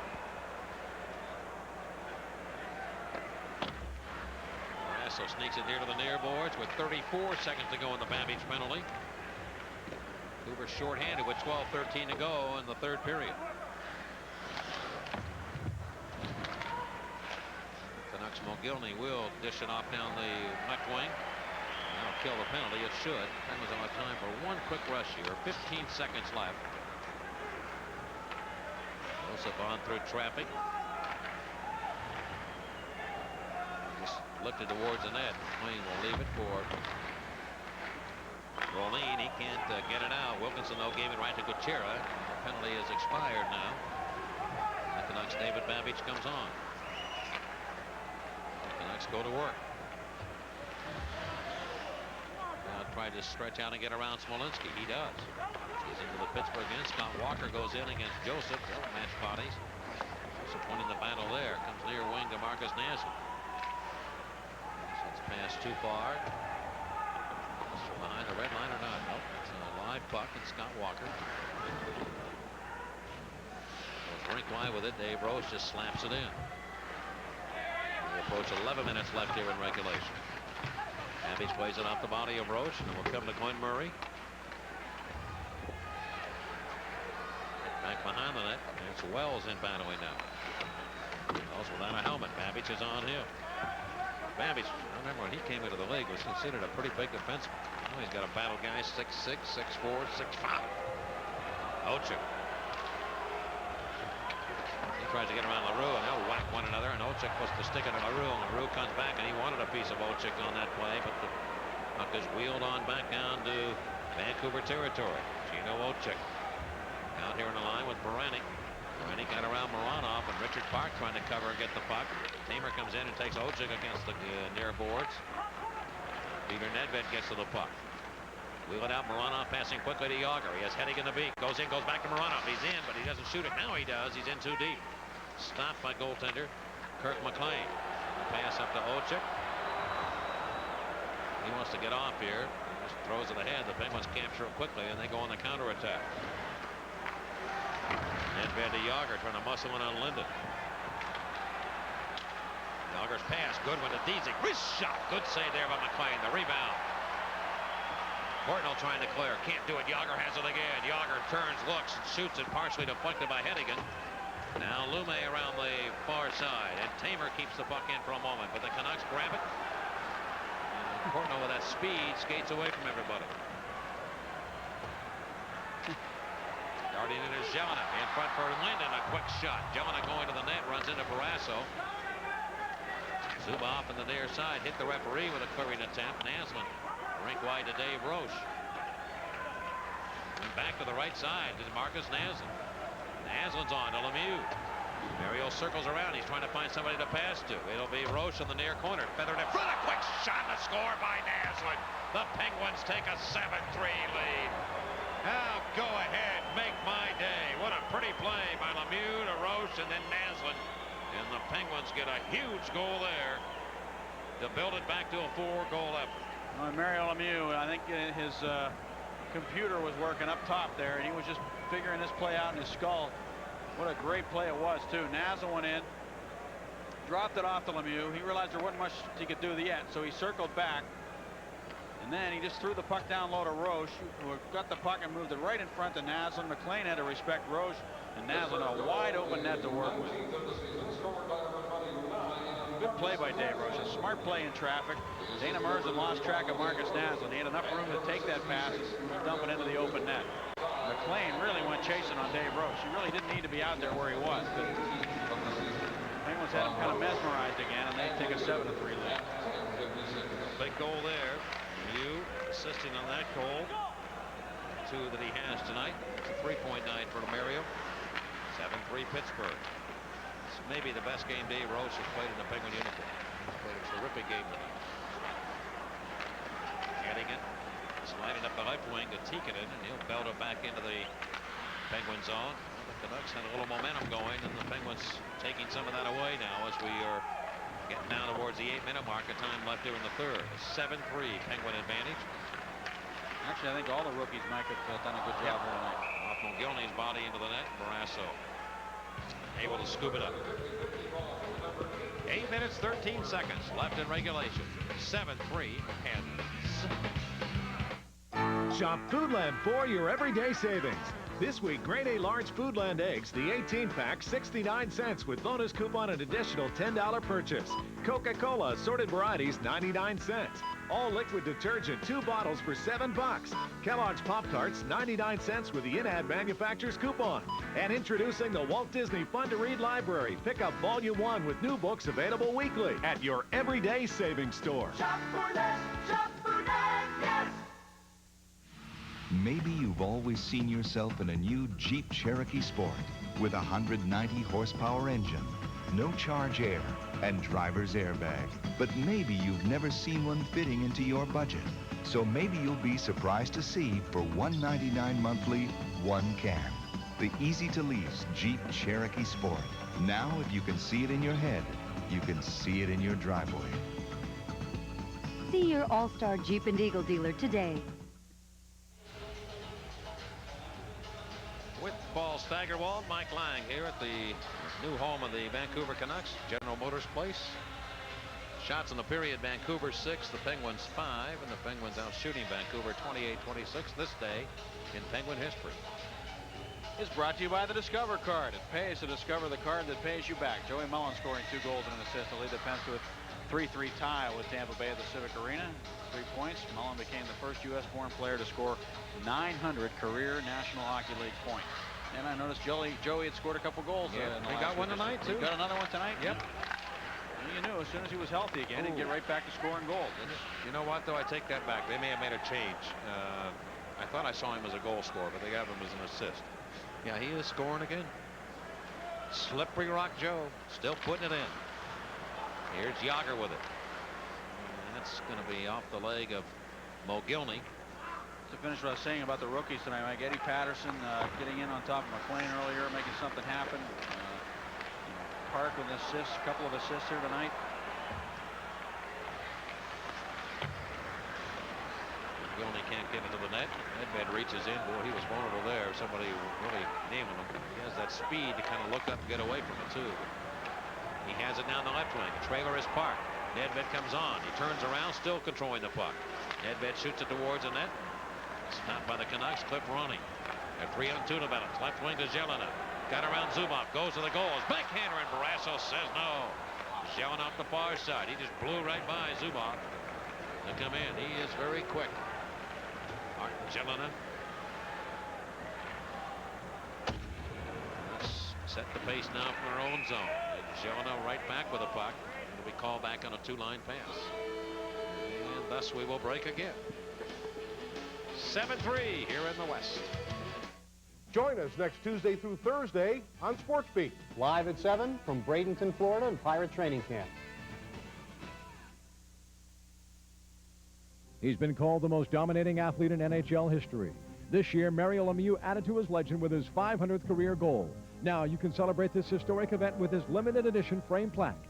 Each high-quality plaque features a photo from that night personally autographed by Mario. You also get an actual ticket from that game versus the Islanders. You won't find these tickets anywhere else. What's more, each plaque has its own individual engraved number, 1 through 500. The price for this historic piece is just $99. To order, call 1-800-804-PRIME. Boat accident, 9th Street Bridge. Okay, we'll get late-breaking news happens in an instant. This needs to be our lead. Tell the anchors. What is the latest information When it does, Channel 11 News tracks down the details 10 minutes. What did you see? We have 2 eyewitnesses down here. How many were on the boat? I'm checking. and brings them to you live. The kids were going too fast. 10 seconds to live shot. Our live Team 11 coverage of this dramatic rescue. Just minutes Live, ago. local, late-breaking news tonight on Channel 11 News. More news, more often. I love the show. That's Stan Guy on the left, and that's Guy on the right. Guy Stan. Guy Stan. Stan Guy. Okay, Mike Guy, start calling him. Cardinal spinning move. Goes it right to the Penguin goal. Morasso has a handle on that.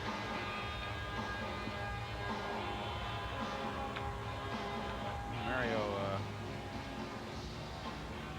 off and running tonight, getting the first goal for the Penguins, his 52nd of the year at 143. It's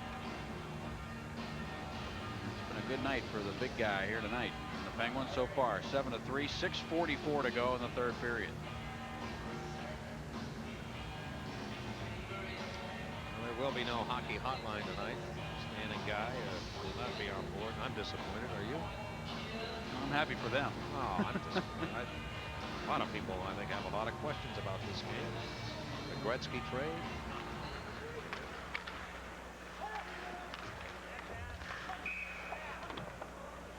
And that goal by Ronning from Mogilny and Babic. See, you know what they did here, Stagg? Oh, all right. They're up watching the game anyway, right? So why not be out? They're in Florida.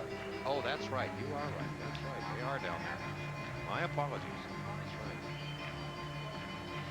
Yes. Linden and Lemieux on the matchup, and it goes to Mironov and back into the corner. The Pirates getting ready for spring training. Jones pass behind the goal on Neil Wilkinson.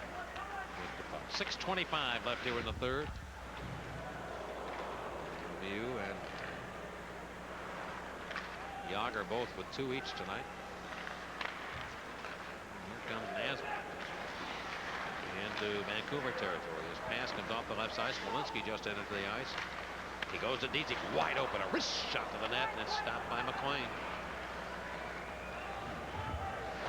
Hustling back to Jelena. He's been strong tonight. Martin Jelena in front of Quicks. Delivery to the net by Linden. Brasso kicked that away. Now Russ Courtnall just behind the oncoming Jelena. Penguins pick it up and spin it back to the Vancouver blue line. Russ Courtnall has a goal here tonight for the Canucks. Jelena was actually put on waivers by the Quebec Nordiques. He was in danger of going to the minor leagues. Murray trying to throw it in the net. He can't do it. Smolinski will try. He missed the cage. Digging behind the goal, Dave Roche. Murray comes after it. Back it over to Brian Smolinski. To Roche again by himself. Somebody without a stick, and that's Lumet. Roche finding Glenn Murray. Murray turns in front. This is as well as the Penguins have worked down low all year long, I think, Mike, tonight. They've done a great job when they've gotten the puck in deep against Vancouver's defense. 7-3 Pittsburgh, under 5 left here in the third. And Merson and the Canucks finally get it out of their own end. They'll wrist it in. LaRue running Olchuk. That's gonna, I'll tell you, something might happen there before it's all done. LaRue has been looking for Gino Olchuk. Olchuk all night, or this whole third period. They were banging each other with the sticks. LaRue going behind the net and off the left wing boards and by Roche and on out of the Vancouver zone. Kettigan on to Paranik. He finds Jimmy Dowd. Dowd to Olchuk. Hart cut off his pass. Hey, Mike, you talk a lot about Niedermeyer skate. I like to watch this guy skate too. Hettigan, he really can wheel out there on his blades.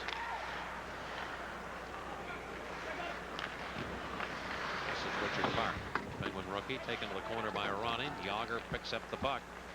Jaromir Jagr. 2-goal game tonight. Comes around, still with that puck, centers it. Mogilny's going to get it. He's on the rush up, but he has 3 black jerseys to get around. So he dishes the puck off to Hennigan. Around to Ronning, who will just flip it towards the net. Morasso says, I'll take it.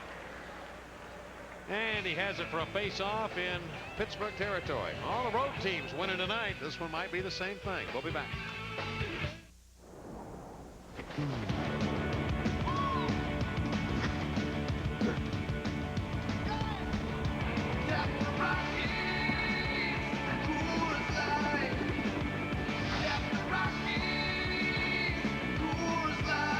Light, the silver bullet, is shipped cold to tap the clean taste of the Rockies. Tap the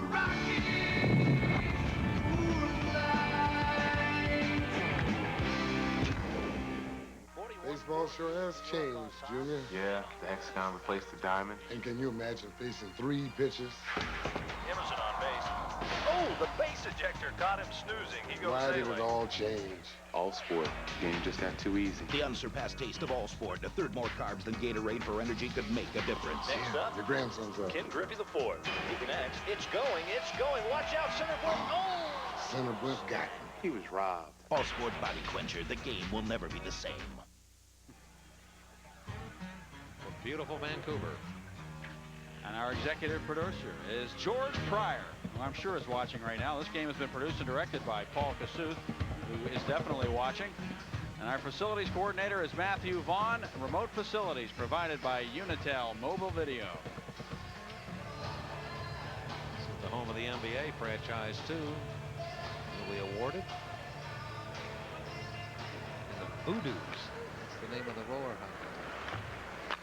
The new Westminster. They might become a Vancouver franchise now that they've been bought. Mew moving the puck on, rolling on edge to the Vancouver line. Vancouver certainly has become Major League, and they've got another building that they are going to try and work to get a Major League Baseball franchise here. I think that very well may happen.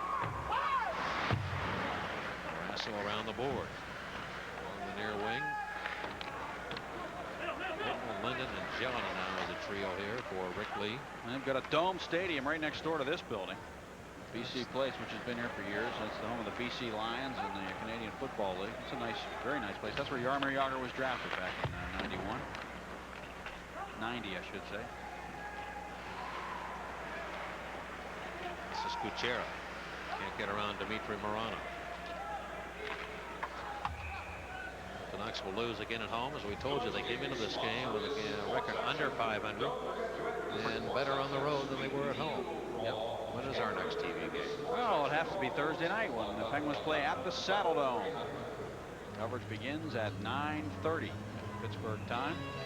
Looking at the temperatures, it'll be around 0 there Fahrenheit for a couple of days, if not lower. Lemieux having a conversation with the guru you were talking about earlier, Tommy Plus. I love to hear the players refer to him as guru. Jagr calls him guru.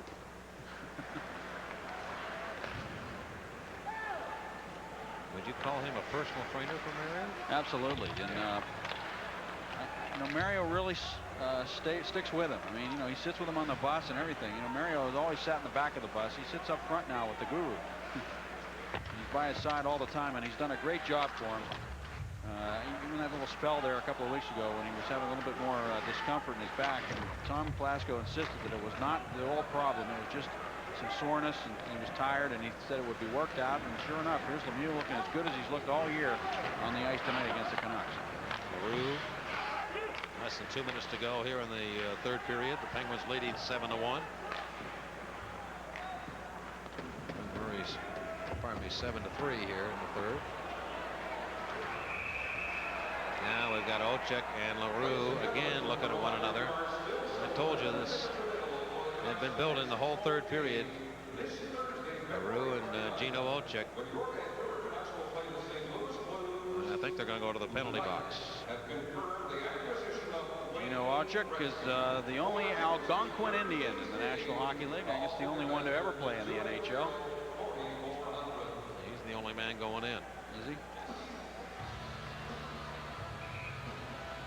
He's a good friend, actually, of another guy who was a native Canada, Sandy McCarthy, who we'll see on Thursday night, where he's going to be playing Jim Thorpe in the movie. And he's a Micmac Indian, and he and Gino Odjick went on a tour this past summer between Vancouver and Calgary, stopping off in many cities to tell native Canadians about the evils of drug and alcohol. And they had some songs and played some drums and did all kinds of native rituals with some young people across Canada. Interesting story, and I'd like to talk to Sandy McCarthy when we go to Calgary and find out how he ended up becoming the guy to play Jim Thorpe in a movie. He is a big guy and a very tough customer too, Sandy McCarthy, as is Gino Odjick. Zubov stepping behind his own goal. The Penguins finish up the game now on a power play. If the score holds up, there's Jágr with it. Jágr will get another game-winning goal. It will be his 11th of the year. He scored the 4th goal of the game in the first period. Zubov cruising behind his own cage with 1:14 to go.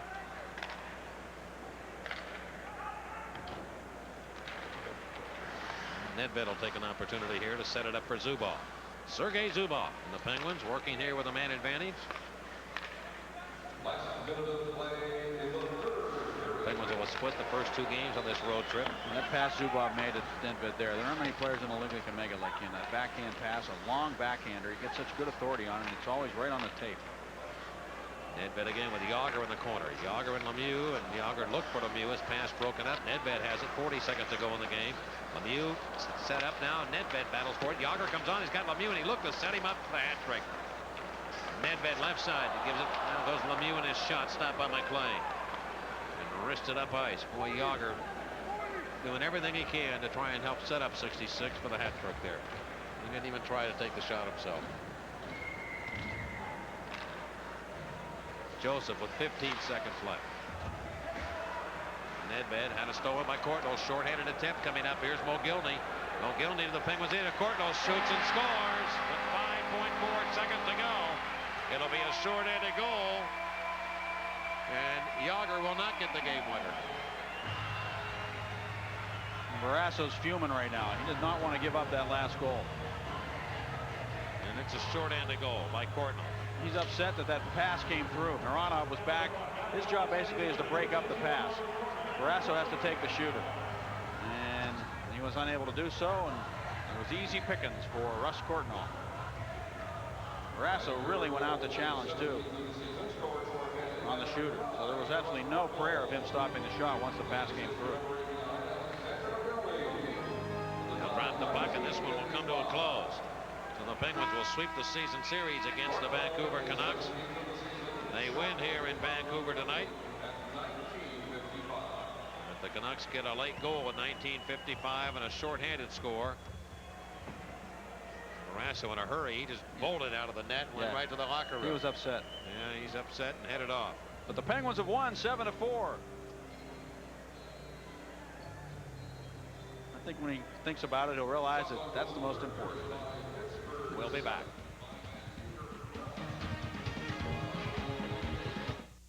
Shop Foodland for your everyday savings. This week, grade A large Foodland eggs, the 18-pack, 69 cents with bonus coupon and additional $10 purchase.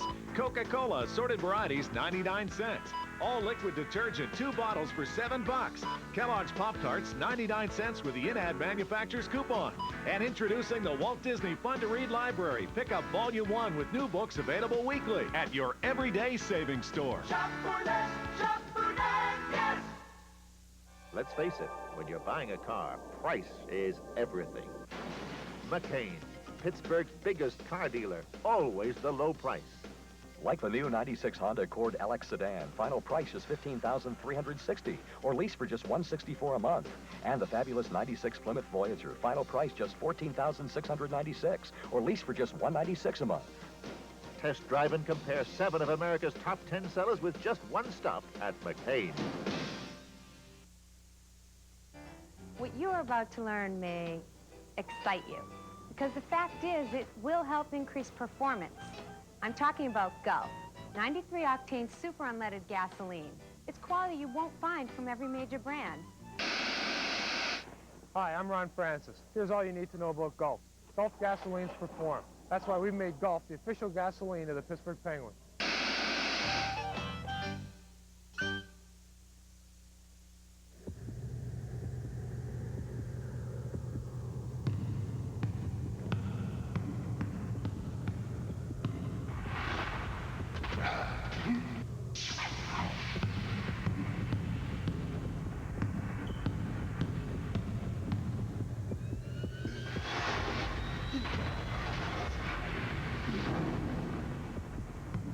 The Air Thrill Flight, available at Finish Line. Pittsburgh Penguin Hockey is brought to you by Mellon Bank, the most convenient bank around. By Pizza Hut, have the official pizza of the Penguins delivered to your door. By the Discover card, it pays to discover, the card that pays you back. By Pepsi, nothing else is a Pepsi. By new Evil Eye Ale from the Wainwright Brewing Company, beware of the evil eye. By Foodland, you'll increase your everyday savings when you say Foodland, yes. By Ladbroke Racing, come on out and horse around. By your All-Star Jeep and Eagle dealers, there's only one Jeep, and it's only at your All-Star Jeep and Eagle dealer. And by the U.S. Postal Service, we deliver for you. Well, the Penguins have the lead going to the third period, 6-1. And let's look at the scoring summary for period number 3. Brought to you by Coors Light.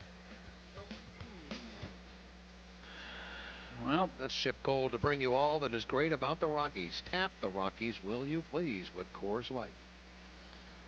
Looked like for a little while there, Mike, that the Canucks might make something happen here. They did make something happen by scoring a couple of goals in the span of less than a minute. Ronning is 14th. McGillney and Babbage. Courtnall from Jelena and Lume, and was 6-3 at 4:09 of the third. And then Marcus Naslund got his 18th. That was a beautiful setup by Mario Lemieux and Dave Roche to make it 7-3. And then Courtnall getting the last goal, a shorthanded goal at 1954 from McGillney. And the final 7-3, Pittsburgh here in Vancouver. Finally, the Penguins explode from the little scoring slump they've been in on the road. Just in time to go against a very good defensive club at the Saddle Dome, the Calgary Flames, a team that has become much better at keeping the puck out of their net. And they'll be a difficult opponent on Thursday night. All right, our Dodge player of the game tonight. Now 3 stars here. Number 3 went to Lemieux with a Pens net bad number 2, and Jaromir Jagr. This breakaway goal. He had 2 tonight, still leads the NHL in goal scoring, 1 better than Mario Lemieux. He has 54 now, and he is our Dodge player of the game. Lemieux with 53. Lemieux with 3 points, Jagr with 3, and Nedved with 3 tonight. Wow. For the Pittsburgh Penguins. Any final thoughts? Just that's a great show. That's called that late. Was a great show. That's called late night entertainment back in the Berg. Yes, it Hope was. you enjoyed it. All right, once again the final score. The Penguins 7 and the Canucks 4. For Paul Steigerwald, this is Mike Lang saying so long, everybody. And the preceding has been an exclusive presentation of Prime Sports.